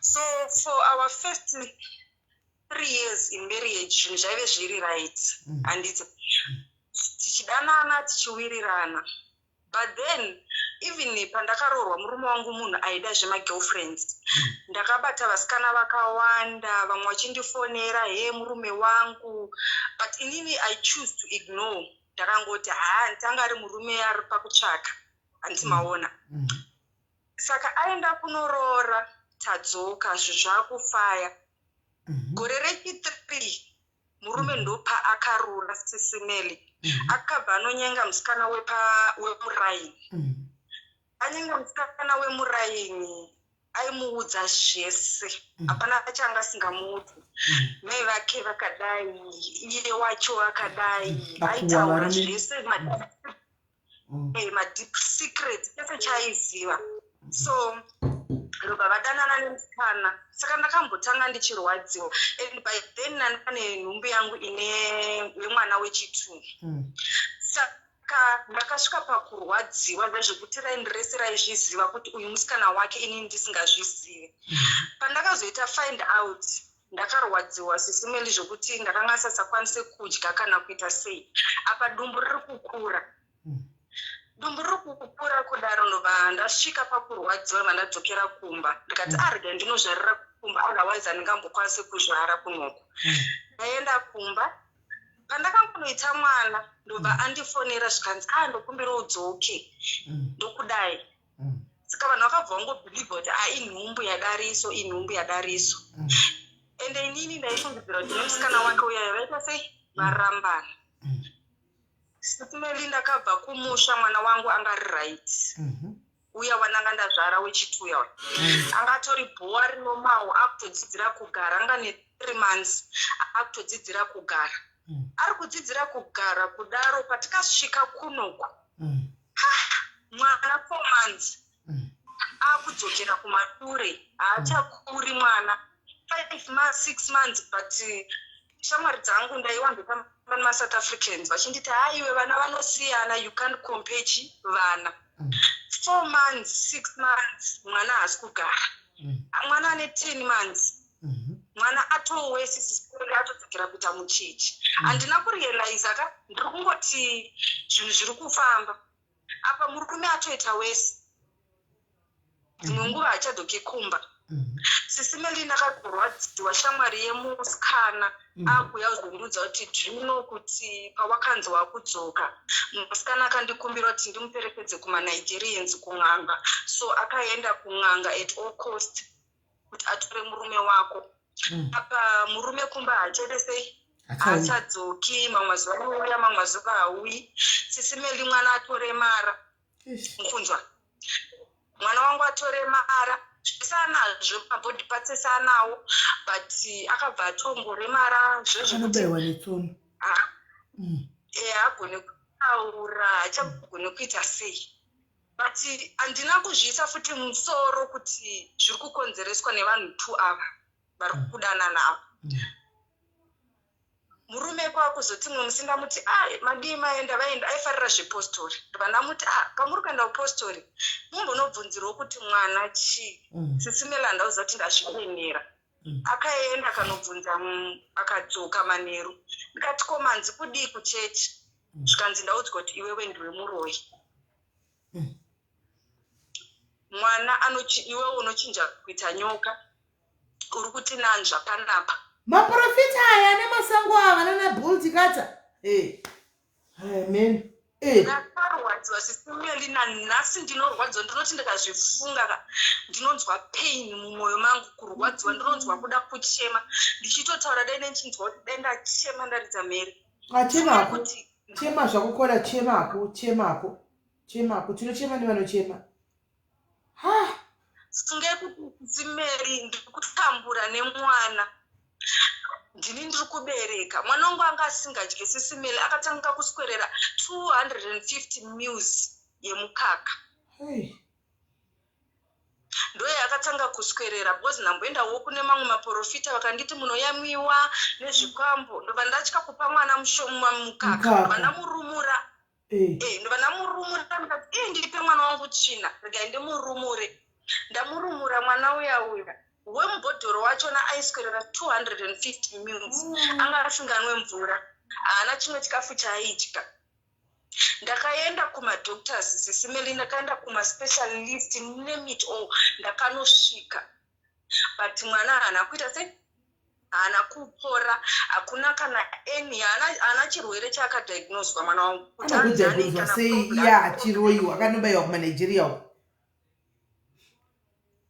ina handina kuzviziva zvinhu zvese izvi zviri kungoitika pani ndiri mwana mudiki kana ndiri ngori kunoko ndiri kure nevanhu vakuru vanokasira kuona ndakatobetserwa namwe amai muSouth African mutaxi ndo akanditi iwe ausikona kuti mwana ari kufa wakatarisa uyu asi hauna vanhu vakuru vaunogara navo mwana uifamba naye ndo vakaita mwari wangu ambuya ivavo so mwana ava ne12 months ndini ndaudzwa kuti ndiwe muroi baba mwana waye vandiva ndiwe ndori kudya mwana ndiwe wakaroya mwana murume haachabvumi kana kurara neni vakoma akuramba kurara neni haachadi kana kundibata haachadi kana kutaura neni ndakagara naye murume uyu SIS MELLY for 2 maprofita enyu aya maprofita aparadza dzimba dzakawanda nekunyepa veriwe bike amene enyu imi ma44 imi maplazi 44 imi ndimi munonyanya uda vanhu ava amene henyu ameno zvenyu chandoziva ka indisi chandizvandicho kuti munozongodzokacho kana nguya kwana muchauya henyu nenyaya dzenyu kana nguya kwana ndikukuonai zvangu endera mberi kola veriwe so murume paya haachadyi kumba ndakabika ndakagara naye 2 years from that handitsika haachadyi anzi mukadzi wako ari kuda kukudyisa saka iwewe chiregedzwa rese kudya chikafu chake haacharari neni 2 years sisi tichigara muimba taigara mu1 room handi munoziva kuti kuno kumalokesheni tinogedzera mumba mu1 room murume uchimuona akageza akairembedza but kuti uidye uchiona achiirembedza ibva kunogeza iwo unenyere mai mwana apa uioni ndairara same blanket naye anga asingandigumi aisaudza kurara paedge yomubhedha ndikaramba munhu akasvika wanga wanyuka mati wangava wanyuka zvezvaakaudza kumaprofita akatondiudza pandakamubvunza ndikati naiwe ko saka chizvi tikanzi ndakakuudza kuti ine ndichinanzwa nenyoka saka inini handichisina feeling that was saka iwe ndiwe nyoka yacho yanga yonanzva munhu ndindaitori nyoka yachona iyoyo yekuti ndinenge ndichiita ndichimunanzva manheru akarara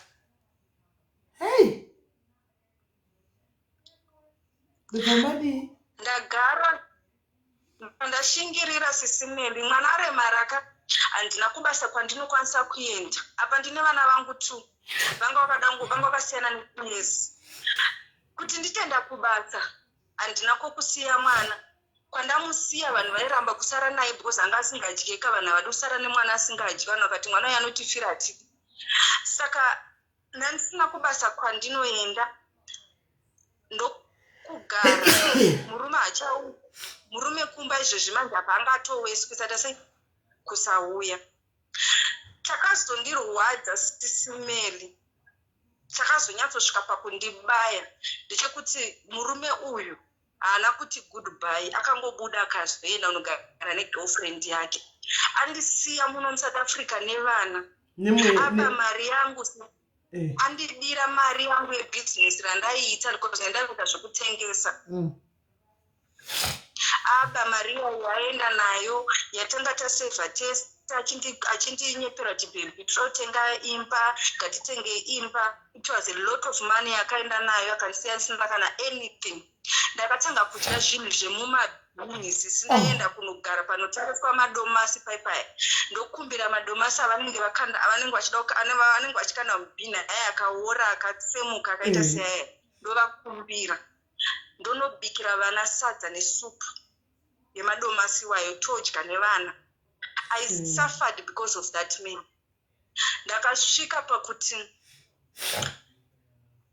kufonera hama dzake dzakaita kunge dzisingandizivi hama dzemurume wangu kuita kunge ndisina kuroorwa ndikaenda kumusha kwavo. Vakangotudza kuti ndinotevera zvinodiwa zvasarudza hama yedu ndo zvatinotevera hama dzemurume. And zvozochibuda vanhu vakuya vachitsaura murume wangu kumaprofita kwaaienda akaendeswa negirlfriend yake mukunzwa. Saka girlfriend yainge yabhadhara maprofita ayaya kuti munosvika motaura zvakati nezvakati nezvakati. Saka paaisvika iyeka aisvika achiudzwa zvinhu zvakatyisidzira kuti mukadzi wako anoroya, mukadzi wako arida kukuuraya, mukadzi wako arida kudaiso. Akandishungurudza sesimeli ndakarushungurudzika. Ungai kuti almost 3 years ndichigara naye no sex asingadye chikafu changu. Sisimeli ndakati munhu wokusvika pakusadye chikafu kola dendrini inangu ndiri ndakazvimira inini personally pakusadye chikafu changu aiwa ndochindinya ndachibikawo chiramba ake aiwa ndochiita chimunya makuseni akaguta Sisimeli zvamurutaura zviri easy kana usina kuaccuswa kuti uri muroyi. But kola mira ndikuze mira mamuna wangu apana zvinyuwani zvamuri kutudza vana imimi pano zvatisina mbopindana nazvo imi. Machembere angu ndauda kuchikuinbova imanje handisiri palive. Hapana zvamuri kutaura zvatisina mbopindana nazvo vana imimi. Handiona ndichakuudzai ini ndakati insadza ndaindinya kusiyasiza mumicrowave chokwadi nhasika neifatha dhani zayanga ri payenzo kuzai kurega kuridya ndayenza kuri makuseni payo zida kunoritsvaga kudaisa vana ndaripindira ini vose zano ndakaridla kwanzi pena mizi prudence apana zvinyuwani zvamuri kutiudza pamaraive apa zvinhu zvamuri kutaura zvinyuwani tiri kukamfota ine kukuregai kuti mutaure because hamuna kukuturira muri vana vadiki hamuna kukuturira vana vatiti vaya vamuri vakuenda kunoturira ka hakusisina hanimaona munoturira ku-wrong people. That is your friends carries you what you say. Hanimaona mufotinderera nazvo saka munongofana zvinhu zvenyu because munotya kuti zvinodi zvinosora zvatenderera. Handika nhasi tavhurira platform kunyarira kwandati machembereka ndichavavhurira munzwa hamuna chamuri kutaura chatisina kupindana nacho apa but regai tirege apedzi tigozi ndichadedza machembere 3-4 munyatsa kunzwa ini sadza ndairurovei gaiziva munyatsa kundipiwa uye ndiramberi koni ndakapedzesera ndakudya sisimeli ndakudya zvifungo kuti aripo. Ndakapedzera takucommunicata netsamba sisimeli zvokunyora tsamba zvaizvokuti ndiri kukumbirawo ndaitonyora kuti ndiri kukumbirawo kuti mugotitengerawo zvimumba hamuchisina ndonyora list rangu iyewo kana ndoisa pane wallet yake nemakeys ake emotikari andozvati itsamba yangu iyi otora oisa muhomwe manhero aingovewo nezvinhu izvozvo kana kuti musi wanenge afuka kudzoka kumba aiwe nezvinhu izvozvo. Ndizvo chaizvo zvakugara ndizvo chaizvo zvemamereji ndizvo chaizvo handetiwe ndovaona kuti ndajaira moza zvaaiva angari munhu wokuti akaona kuti situation iyi ndaijaira haitandibati akatanga kupota achiuya achikurakidza kuti ndabva kunokwira munhu aiuya achinhuhwa kurakidza kuti uyu munhu yateta 5 rounds uyu ndozvaiuya achiita achingopinda mumba ndauya zindoti mweya uyu mumwe musi akafunga aiuya akakusprayera perfume yechikadzi kugeza tinyatsozwa kuti ndabvako arobva mushawa akatochena akachinja penti anenge akaenda nepenti yenhikikiri anenge akaenda nepenti yeblack anzi akapfeka penti yeblue. Exactly. Muri kuziva izvozvo. Saka opedzisira kutora mwana kuenda naye kumaprofita. Aina nemwana wamaprofita ka ainomira inairamba kuenda neni. Aienda negirlfriend ndo yainomira saamai. And then ndoyo noita zvese. Saka ndakatozoudzwa nekamwana kangu kafestival kakati mama munombozero tukatinoenda uko mwana anosvika achibayiwa netsono miri wese. Tinoenda nebhebi radheti. Ndo ratinoenda na. Saka zvinhu zvokuti ndakabatikana handinonyebva ndakabatikana. Ndezvarini zvikora? Ndezvarini? Pane 7 years tasiyana. Okay. Saka each time andinoona mwana wangu uya yakaremara uya I feel the pain kuti saka ende akabva yatsorakidza kuti haana basa naye because haatengi chero pampa. I do everything on my own. Mwana ripi? Anosazotengera right now ana mama. Ani makore mangani? Ane 9 years, turning 10 this year. Saka afambi haagari ataura aiti sei? Afambi hataure asi akugara ezvine zvaakugona kugara. Akatanga kugara pa 9 years. Akatanga kugara pa 7 years. Saka anotaura? Hatauri. Saka kuchipatara vanoti chii? Ezvino zvakazoti hanzi cerebral palsy. Ndamboda kutaura kuti ana cerebral paralysis here. Ndo yavakazotaura but ari kunzi ane cerebral palsy iyoyo ndo yainayo. So chinondirwadza zvezvokuti it's like a reminder of what I went through. And ndofunga kuti baba vasaka shuwa mwana uyu havambofungiwo kuti rega ndimutengerawo mapamba. Rega nditengewo mapamba. It's not easy sisimeli for almost 7 years ndichigara ndega ndichitenga mapamba every month. I can't even explain the pain. Pain yacho haitonzwisisika haitsananguriki. Yet unongoine murume I understand kuti handidi but mwana ndewenyu mese. Vana vake just ngotengawo packets yemapambers mahombe wotumira chete nesipo. Noti mwana anozviitira kawo. Mwana anozviitira ende kana zvakatokwidza anogona kushandisa 10 pampers a day. Shame. Kana zvakakwidza paketi rine 100 ndakambotanga ndiri kumaoriginal pampers ndikabuda ndikaenda kumahagis ezvinonda kumachina ndirawana rakachipa ndakuda chikuru mwana achi as long as achipfeka diaper. Chikuru chira achipfeka diaper. But of diapers atonaka itori lost because ezvine zvamurume mukuru saka akangoita wetika 1 urufana utomuchinja. Saka unomumita sei mumurega nependi? Atigona kumugaritsa nepenti nenyaya yekuti anogona kuswera achingoita pu. Aiva kuzvari panguva yakaoma naikole. Amai vako vari panguva yakaoma asikana ende ndochinzi mai vakakocha asikana. Saka dai pasina mai vako zvimwana wayanani. Mai vangu vari panguva yakaoma even nini wachona sisimeli I don't have a life handidi kunyepera handina upenyu because imagine kuti unongoshanda basa remumba you just work wobva vanoti mari yawashanda iyoyo wongoendesa kumba yese. I can't even go kunotenga kana 50 rand handigoni kuitenga. But ababa vana vangu inini he's out there aiwa living flashy life. Ari kurarama bhozo kuti anogona kupinda mumbawa shamwa dzake dzaiva dzichitondivharira kuti uyo tikamuona tototi vachibhegi vauya because anotengera bhawa rese doro. Anogarepi? Agara muno muSouth Africa. Mujobeki? Kuno Pretoria. Ndakasvika pakutama kulocation ikoko because taigara same location, same bus stop, same shops, same everything. Uchimuona chiti boom nemota. Akabva atotenga imwe motikari izvo zvani 3. Ndopaunoona kuti dzimwe nguva kama utoti kama kuya hakuna asikana. Anowasei mukadzi uyu asikana ari kuwasei mai vake vachitambura nemwana akamukomana mukuru 9 years achinja madhaipa andagwadziwa asikana andagwadziwa murume wake achitengechinjesa motikari kama ariko vasikana kama hakuna vedu wedu kama hakuna kama hakuna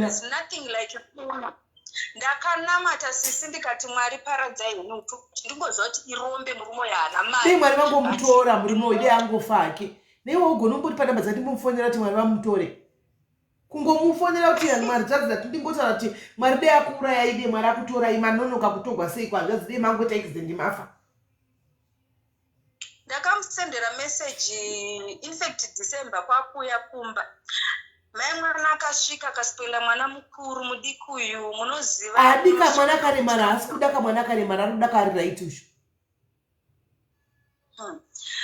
haana kurombesa mwana here naikola iwe uchiti muchangamu wokola kwadi kuchichangamukaona iwe ikola iwe hausi dofo iwe ini handisi dofo ini unofolowa pano iwe imbofambira nyaya dzemwana wako idzi mwana uyu anogona kwakarombeswa izvi zvimota zvanenge achingotenga zvimangwenjere izvi imbozvifambira unoona uite back to send haremara iye aite paralysis iyoyo ndekupi kwandisina kusvika kwamungandiudza sisi ndekupi ndosaka ndichitaura kuti muno muzimbabwe vanhu ngavasanyeperane kuti kune n'anga dzinoona nemaprofita vanoona avapo vanhu vaivai hakuna avapo hakuna ndakafamba kumaprofeti acho anonzi machii takaenda hamuna kwamunondiudza kuzvipatara kwacho kumaspecialist ndakaenda vakoma if I tell you this ndakasvika pachikamu chekuti mama ngatichigare timirire nguva yaMwari ende mari ichipera apa inini ndiri hausidoka ezvinezvi kungoda kunotaura nevanhu vave n'anga dzedze dzine zvichikudza kuti vhura muromo $100 is half of my salary. It's almost 3/4 of my salary. Ntimukona wosvika papo after mabva kunganga ikoko hapana chafamba muri kuda kuti mwana adye futi uri kuda kuti apfeke futi ende adye ezvinezvi mai vangu havashanyi kudzimba dzevanhu because chikafu chinodyiwa nemwana wangu chiri complicated havashanyi saka vanochiwanepi mai vako ndinotongoti ndichitambira yese mari inongoenda ikoko handina life baba vevana vangu variko sisi ndakavaisira message last month ndikati ndokumbirawo zvandiremera wangu ndokumbirawo ungondibetserawo hako ndiri kuda ucheya yemwana akakonewa kutengera mwana ucheya and I had to save kuti nditengera mwana ucheya because mai vangu at the end of the day ndo vari kukuvara musara nekupeka mwana ane 9 years imi guys mukuti kwanzi kama is always late munonyepa imi muri kuda kuti kama uya ari kuinvolva mbuya pakuti chii nokuti kama wacho pachauya late iyeye mbuya vanenge vakuvara musara zvekutogwa nemwana ucho mbuya vanenge vaparara musara nekusimudza ari kukura kamwana uyu iye zvina 9 years handi panoti 11 12 years anenge amurume mukuru achasimuki remember kuti mwana uyu hafambi saka hapana exercise anomaona anongodya chigaro saka anenge asimba kudai anomaona kama wacho kana chizouya anouya mbuya vasina mhosva vari kuchengeta mwana uyu vaparara musana here asikana hakuna kama is just an unfortunate events of life kama chechayeka hakuna that's a lie because kama ndiangari kwachienda kunoitira vanhu vanoitira zvakaipa vanhu vachienda unowana a good person ata zvakanaka naiye achisangana nezvinhu zvakaipa mukati meupenyu zvinoreva kuti zvinowira munhu wese zviwira vanhu kama cheche hakuna. My sister, I feel we should help you vasikana. Let's help this lady to buy a wheelchair. Let's buy a wheelchair yemwana. Let's buy some diapers. Chete wakazitenga wheelchair sisi ndakazokwanisa kutenga wheelchair ndakatenga madaipa guys, madiapers chete haasi kutaura madaipa anodhura right now. Murume akura ave mwana mukuru 9 years. Let's talk of madiaper, any diapers. Kune madiaper nta 5 rand anomaona. Let's get madiapers anita 5 rand. Timtengere kana masaga maviri emadiapers for the sake of mai vari kuchengeta mwana wekumusha. Akaita madaipa andimaona, akaita madiapers at least nokuti mukatazonyesotasa nyaya yake ka hombe iri pamadaipa, hombe iri pamadaipa. ndopane hondo. Ndokumbirawo vanhu vaMwari madhayaris nyangwe ndabatiwa stereki nenyaya yemwana uyu. Ndabatiwa munoona skit randakanda mako nerimwe peji remapostirera. Skit randachiti zviriko here izvi murume akaiswa mubhara. Ndiye mwana iyeye ari kuzama kuti andakuziva. Andakuziva kuti pakati paskitika anga chitondipira ari kuitawo extra earning guys ari kutozama kuaslawo. Angoti sisime ndokumbira ende mufunga ka mwana wanongotaura normally ndochaja vanhu nemaskits vanenge vatsvaga mari saka panouya kwandira chitisive ndoda kusimudzirwa maskit ndinotovachajawo something but auya mwana ndinhasi kana ndine zuro ndinhasi waushora nezuro nezuro akauya kwandiri akati ndokumbira kuti ndoda kuita zvinhu zvangu zvemaskiti ndoita maskiti but haasi kusvika kuvanhu vanhu havasi kumaona vanhu havasi kudii vanhu havasi kudii ndikati maskiti rudzi ndikati andikubhadharisa handida kuziva indobhadharisa guys ndikati handina kuti ndo mahustles eduwo ndikati mwoyo wangu wangoramba ndikubhadharise let me help you iwo zvowoita kubva nhasi ukaita skiti une peji zvikanzi ndikati ndotanga wandipa inini ndotanga ndaposta inini ondipa nelingi rako handikati ndoisa lingi kuti vanhu vazoti uri munhu wemaskits ndoposta lingi ndoposta video rako kuti vanhu vafollow handi kuseni kwanhasi akati shuwa mudi mari ende ndafarira asingambofungi kuti muchandi noti kwese kwandabva ndichienda kwandatira kuaprocha mamwe masocial rights ese even onita maskits ava vari kungotita tikwanise kubatsira watch and learn from us vana kuti hano shamwari zvino inotambika kana munhu achingakura mugame iri but let me try and help you makusenda nhasi akandivigira skiti ndanitori somewhere akati skiti yangu iyi ndikati skiti iyi ndichandatora ndozoiposana ndadi ndave kuwifi zvoshuwa ndanga ndatokangamwa ndazoti kuma12 ndikati askiti yemwana uya ndobva ndaiposta ndikatocaption kuti gegegegege ndikatoenda mucomment kuti vanhu muuye mucomment section ndikatonyora zviriko here izvi vanhu vatanga kudiscussa ndatoona kuti skiti iyoyo yatove nekuma 200 something comments vanachikomenda zvepaskiti iyoyo because it's a real life skiti yezvo zvinoitika anomaona ndiye muridzi weskiti guys let's support her ndokumbirawo nemweya waMwari ndagwadziwa guys let's buy her madiapers chete nothing else we are not asking for much wheelchair is there even akaita 4 masaga emadhaipa achaona tanomaendesa kumba sei madhaipa chete asikana madhaipa kona ndokumbirawo nhamba yako andarwadziwa ugona anga ada kunyarara hake kutaura ndipe nhamba yako 083 ndakwadziwa 674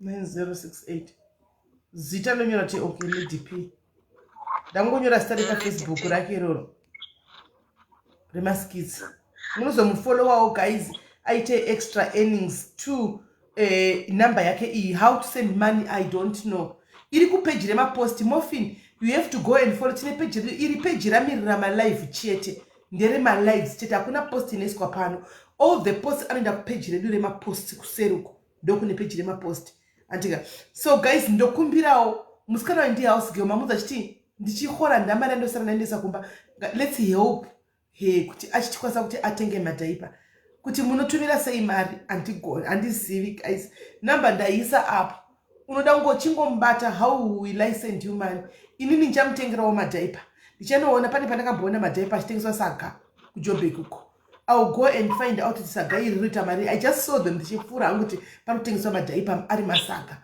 anopfeka chii size ichi mwana wako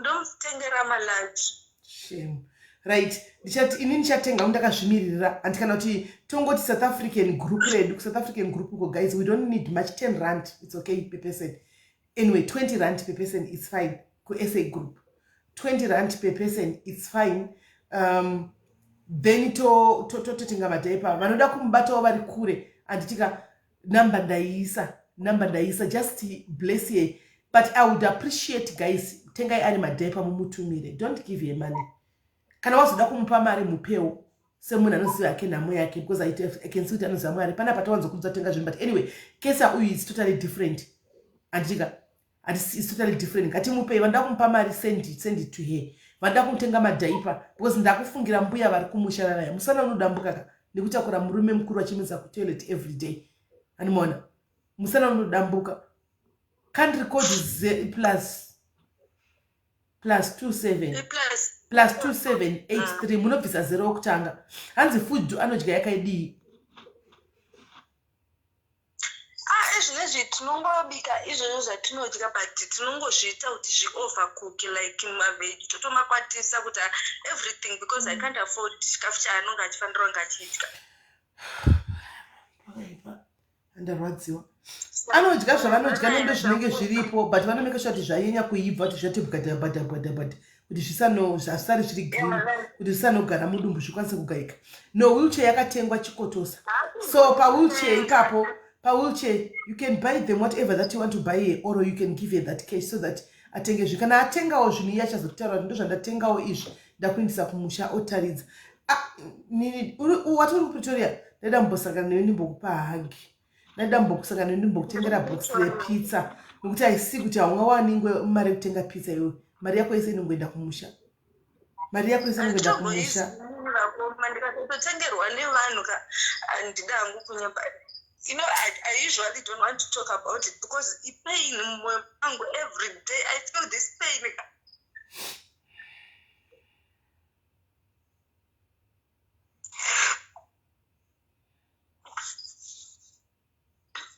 And then you try kuda kutaura nevanhu, but then people will tell you kuti it's okay.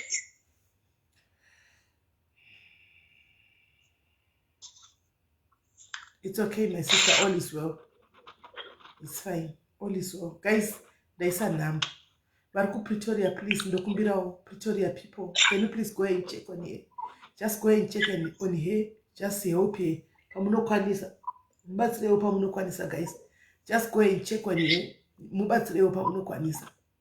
Anditi, mbatsireo pamuno kwanisa. Inda muno mcheko barku Pretoria. Just go and check on her. And kufonera bango chazvibetseri is pointless. Zvakafanana. As I'm sending in 300 now, it's okay, my sister. Thank you very much. As 300 and kutumira ish. Ndoda kuti unotenga pizza ne cold drink umbogara pasi uji.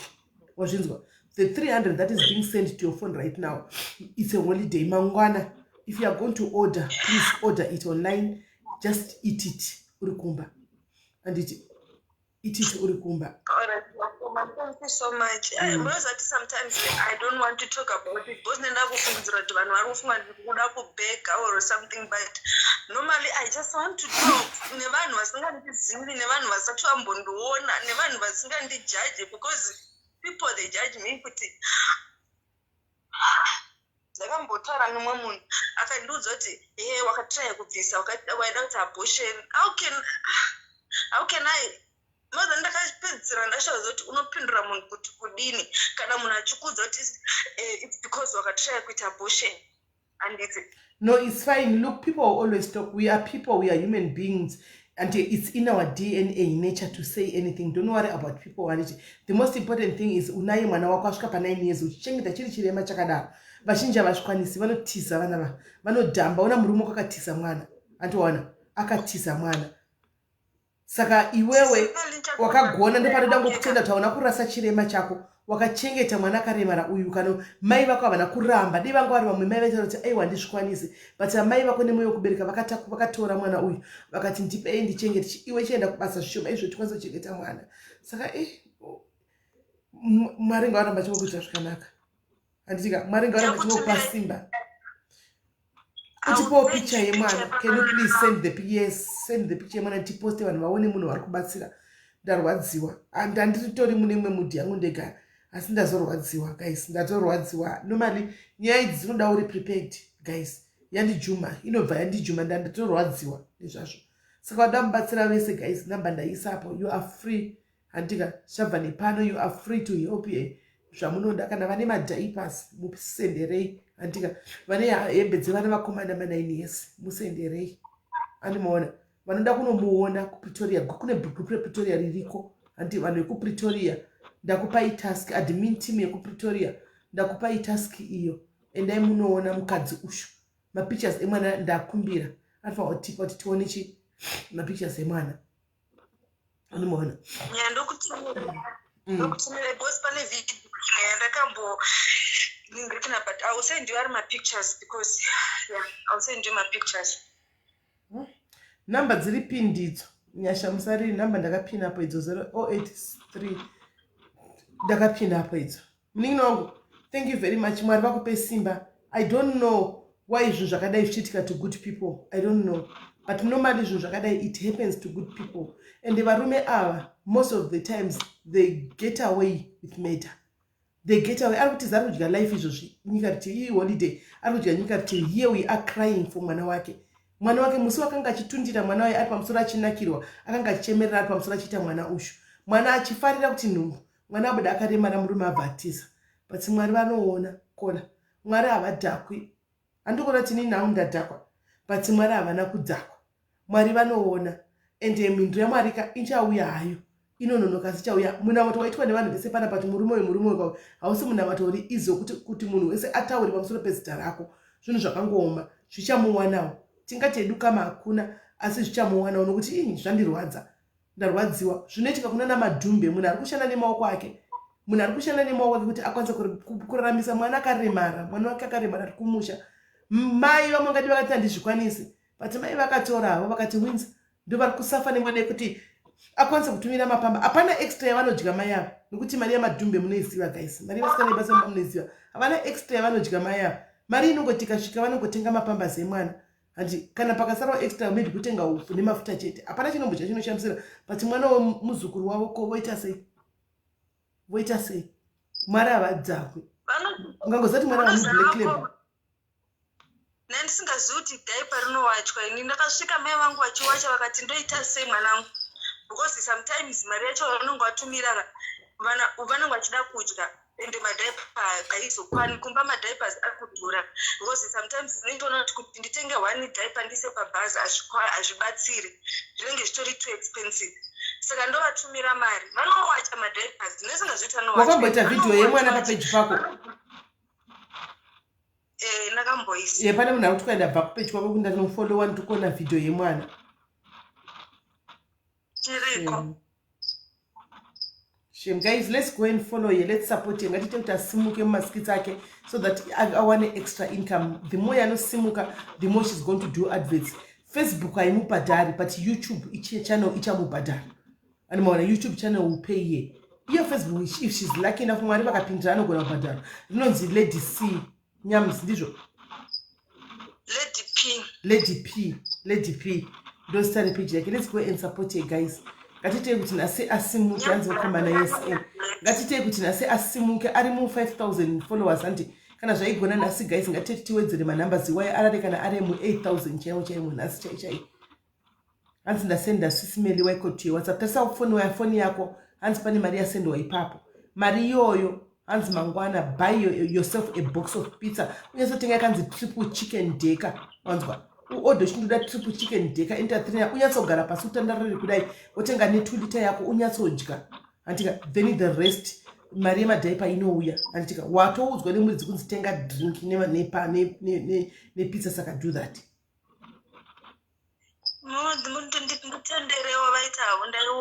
Thank you so much guys. Thank you so much. Thank you my case. Thank you my sister. Mwari wakuita zvakanaka. Wabvisa Mwari varopa fans. Mwari varamba vachikomborera zvirambe zvichiendwa. Pashoma pavatorapa papa Mwari vawedzera times 1000. Waitako. Saka mnini wangu thank you. Hatichadi kuramba chichema. Tikaramba tikataka kutochema onesu newe ucharamba chichema. Anyway, so guys, number iripo, let's buy a diapers. Atimutengere ma diapers. Atimupe you something whatever that we have. Number iyo. Mbatei. Antika mubatei. So totara kwandaita mandati zvinotombondibetsera ndikambotaura nezvazvo and then zvinomboita nani. Thank you so much. Thank you my sister. I'm grateful. Nevevanhu vangu vari panapa varipo palive. Thank you so much guys. Thank you. I don't think anayo. Do you have PayPal? No. Ndinayo. Unayo PayPal? Ndinayo but handina kuilinka ku any account. Manje aishandi inolinkwa ka to bank account. Aishandi kana sina kulinkwa. Iri kuramba kuti ndilinke nemukuru. Aiwa ilinki nemabhenki iwayo. Inolinka nemabhenki echirungu ayo. Vana FNB especially FNB chete. Inolinka neFNB chete. Ailinki nemabhenki. Alright, aiwa so far ndisati ndawana bhengi rekuilinkisa nayo. Inolinga ne-FNB chete saka nosina FNB ailink. Nai vasikana, help me to understand. Thank you very much Lady Pito batana kuseni. Help me to understand guys. Vanhu vari kuisa laughing emoji muri kuseke. Vanhu vari kuisa laughing emoji muri kuseke. Toda kumbobvunza ngoni in peace guys. I come in peace. Vanhu vari kuisa laughing emoji muri kuseke. Chasetsa ipa papa ndoda kumbobvunza chasetsa chi muri kuisa laughing emoji. Chi chiri kusetsa?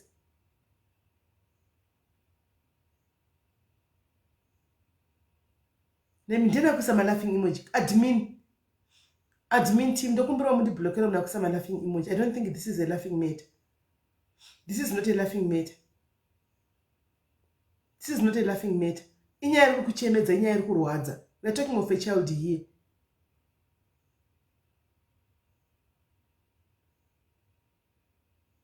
Nemoti muna kuisa laughing emoji ashuru.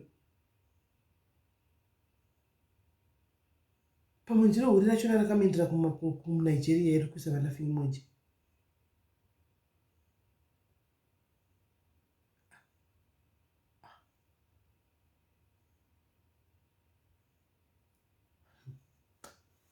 Ndofunga kuti padhairisi pane vanhu vakakwana vane moyo. Uyu wabvepi asi wepano chete. Izvo.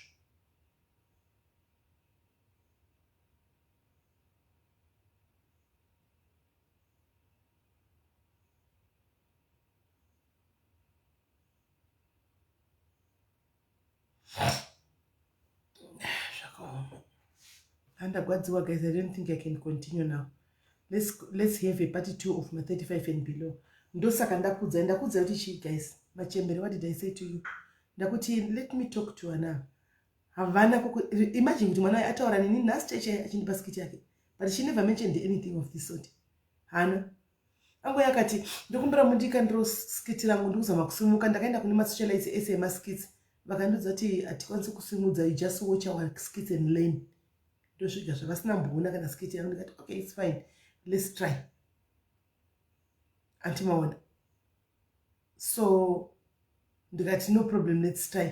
So vana ava ndimanzwa nyaya dzabuda dzese panapa. Vana ava they go through a lot as well. Maona kuti vamwe mabitterness guys. Handisi kukudzai mazvinzwira. Vazhinji vevana ava vane mabitterness.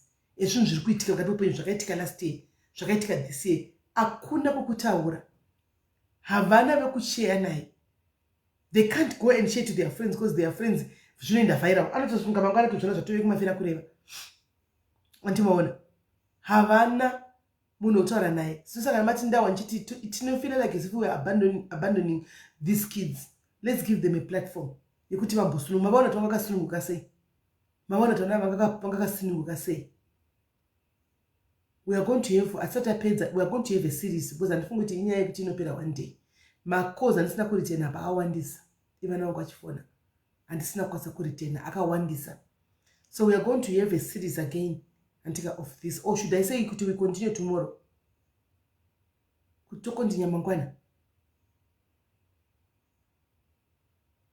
Mungada dambuta ivana neMaCOS kai. Tokontinya rini. Vana ava they have a lot to say. They have a lot to talk about. But kokutaurira hapana. Mother. SIS MELLY. Maswera sei. Uchiri palive ka? Ndamuona mwana ndaona kuti muri kuchema ndakutobvako. Ndamuona mwana and hey, he's a beautiful boy. Ndabva kupage kwacho nditoriko ndatry kuti ndiede papa kana vanhu vachidinzwa ngavaende kupage kwake. He is a beautiful boy. Handsome boy. Handsome, not beautiful. Beautiful and handsome. Not handsome, beautiful and handsome. Zvese izvozvo. Mwana wacho anazvo izvozvo mufunge. Mwana iyeyo ngatiende tinobatsira vanhu vaMwari, ngatiende ikoko, ngatiende Lady P Nyamasi. Page rakanzi Lady P Nyamasi. moenda ikoko munoona mwana achigara nagogo wake achiita sei. Patinogona inini zvangu pari zvino handina, but vanokwanisa ngatiende tinobatsira. Zvakaitika because let's go forward. Tinobatsira mwana nagogo vari kuchengeta mwana. Ndozvandachida kungotaura SIS MELLY. Right. Thank you very much. Page, all right. Pina. Thank you, ma'am. Chisai muna mato zvino. Chisai muna mato zvamato uya mimadha chisai muna mato. Ndise muna mato. Ngatina materi zhinji riri Zimbabwe nenyika yese nevasingatizivi nevanotiziva nenyika dzese. Dzatakawakidzana nadzo. Mwari Baba, Mwari Mwanakomana, Mwari Mweya Mutsvene. Ndapfugama pamberi pechipiyaniso chenyu. Ndinoziva ndiri mutadzi, ndinokutadzirai kufunga, mukureva, mukuita nemukuzengurira. Ende pandinotaura vanonzwa zwi rangu vanoti vari kupenga kana kuti vakadhakwa kana kuti vakaita sei. But imi muri kumusoro kudenga munoziva urema hwangu parurimi rwangu rwamakandizvara ndinarwo rwokakama. Ndauya nemurandakadzi wenyu nemadhairazi ese nevakanditeerera nepasi rese. Baba, tinoisa ruoko rwenyu. Zvikuru sei inini tinoisa ruoko rwangu pamukomana uyu. Tinoisa ruoko rwangu pamwana. Tinoisa ruoko rwangu pamuzukuru wangu. Tinoisa ruoko rwangu Baba. Pindirai makadaro Baba. Makaipa chayeche wangu makanaka. Mweye madzinza Baba. Vari kuvhara chisakawanzika chiwangu. Vasingave kudamore. Tinovaziva kuti varipo Baba. Tinovaziva kuti varipo Baba. Varipo Baba munzira dzakaipa ishowangu makanaka. Tinozviziva kuti varipo. Ndinochema kana ndichitaura Baba. Mwari woti akadhakwa Baba. Ndinenge ndisina kudhakwa ichiwangu. Kuti ndinenge ndichitaura chokwadi chiri kuitika mukati meupenyu. Mwari ndauyapo mwana uyu. Paripo pakaitika Baba. Paripo pane zvakaitika Baba. Tinodzosera kwazviri Baba. Tinodzosera kwazviri Baba. Muno munyika matigere zviriko zvirwere izvozvo Baba. Tinoda kuti Mwari pindirai kune izvozvo Baba. Pindirai vana vedu tigotaura navo Baba. Tigoshanda navo Baba. Tigoderedzana navo Baba. Pese patinenge tiri nezita raJesu tinoisa kumwana iyeyo Mwari. Handina kuona zita rake Baba. Handina kuteerera zita rake Baba. But ndinoisa ruoko rwangu Baba. Kumwana ndaona achiuburuka Baba. Achisuka mapureti ichiwangu makanaka. Achisuka Baba. Achiwacha achifara. Achitamba neambuya wake nezita raJesu. Back to sender, back to sender. Mungu vinakutapata izuwa. Apokofamba kanikanga Baba. Ndaziva kuti handikwani kutaura. Pakara ndakutaura mupacho zvokwadi. Mwana kwapazwi achifunda Baba Mwari. Ndinokuziva kuti muri kumusoro kundingapindirei kwaari. Handisi kuti ndakupranisa kuti ndikundipindirei Baba. Ruoko rwako rwakanizira kunodinga Baba. Pindirai Baba, ndakapindirai. Pindirai kumwana, pindirai kumwanasikana. Pindirai kumwanasikana Baba. Pindirai kumwanasikana. Pindirai kumwanasikana ichiwangu ndakavhara madziso angu. Mwari pindirai kumwanasikana Baba. Ari kuchengeta akatoonerwa Baba. Kuwana vedu vakomana Mwari pindirai. Zvokwadi Mwari pindirai. Ndinongoti mwanangu. Mwanangu kana uye mwana wangu vakaita nyaya idzi. Tachema mwanangu tachema. Ndamuona bati kunzi ndinangati. Ndani mwana kutema.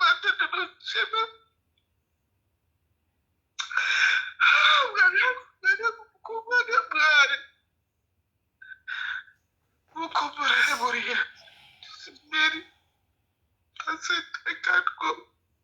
I can't continue. I can't continue. Thank you, Mrs. Mary. Amen. Amen. Thank you, Mama. Thank you very much, my Mama. When you waenda far, thank you very much, Mama. God bless you. Morale Munyash. Thank you, Mama. Thank you. All is well, guys. All is well. Ndopa diaries tinotanga zvakanaka chiseka tinopedzera takuchema. Ndo diaries is unpredictable. Tinotanga netopic inochinjwa in the midst, in the middle inochinjwa topic. Ndo diaries. It's nothing new. Tashijaira. Varakuitira zvakanaka, guys. Musakangani kunofollowa mwana ushu. Musakangani kumupawo something number dzakina ndakapina. Varakuitira zvakanaka. Till we meet again tomorrow. Mwana wakafe imese neropa raJesu patiri kunovata. Pane mweya ichaburuka. Pane mweya isingadi chakanaka.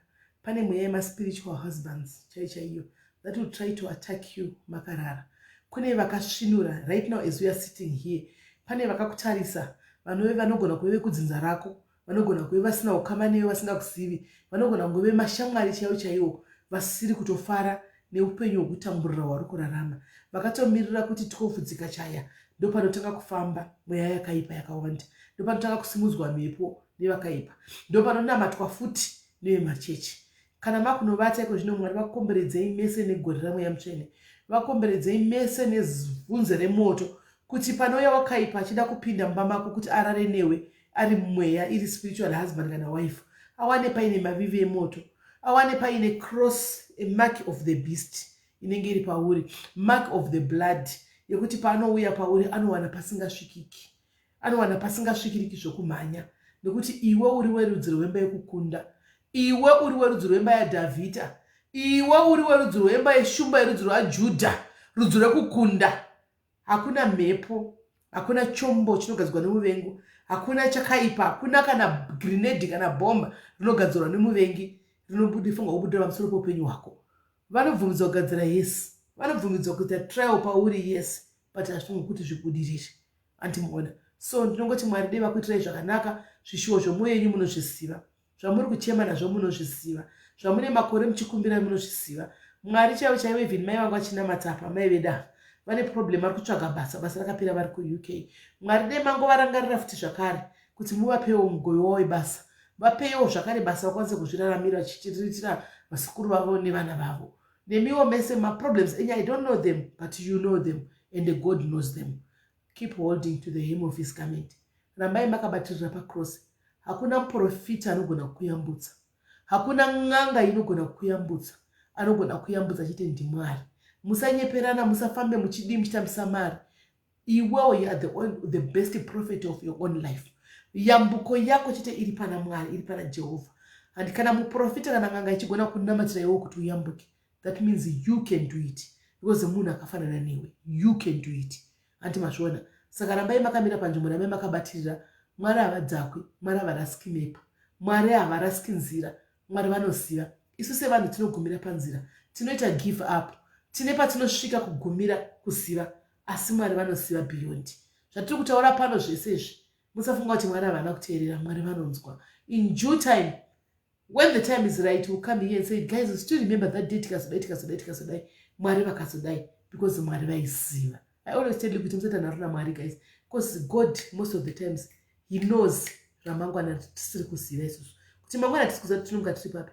But iwe vanotoziva nemaconversation anga achironga pamusoro pepenyu hwako, Mwari vanzwa kudara, he knows. So sometimes anokunzvengesa, but tinoda kuti tiri vanhu venyama, tine nyama, tine pfungwa dzenyama, tinombogunun'una kuti but Mwari wai ndanichida kudai kuti naro nepauri kunzvengesa kuti ndoda unopinda ipapo, ivo vari kunzvengesa because tine mweya yenyama, tine maziso enyama, hatina ma-spiritual eyes, hatina the spirit of discernment, hatina maziso emweya, tinoona nemaziso edu enyama ane paanogumira kuona.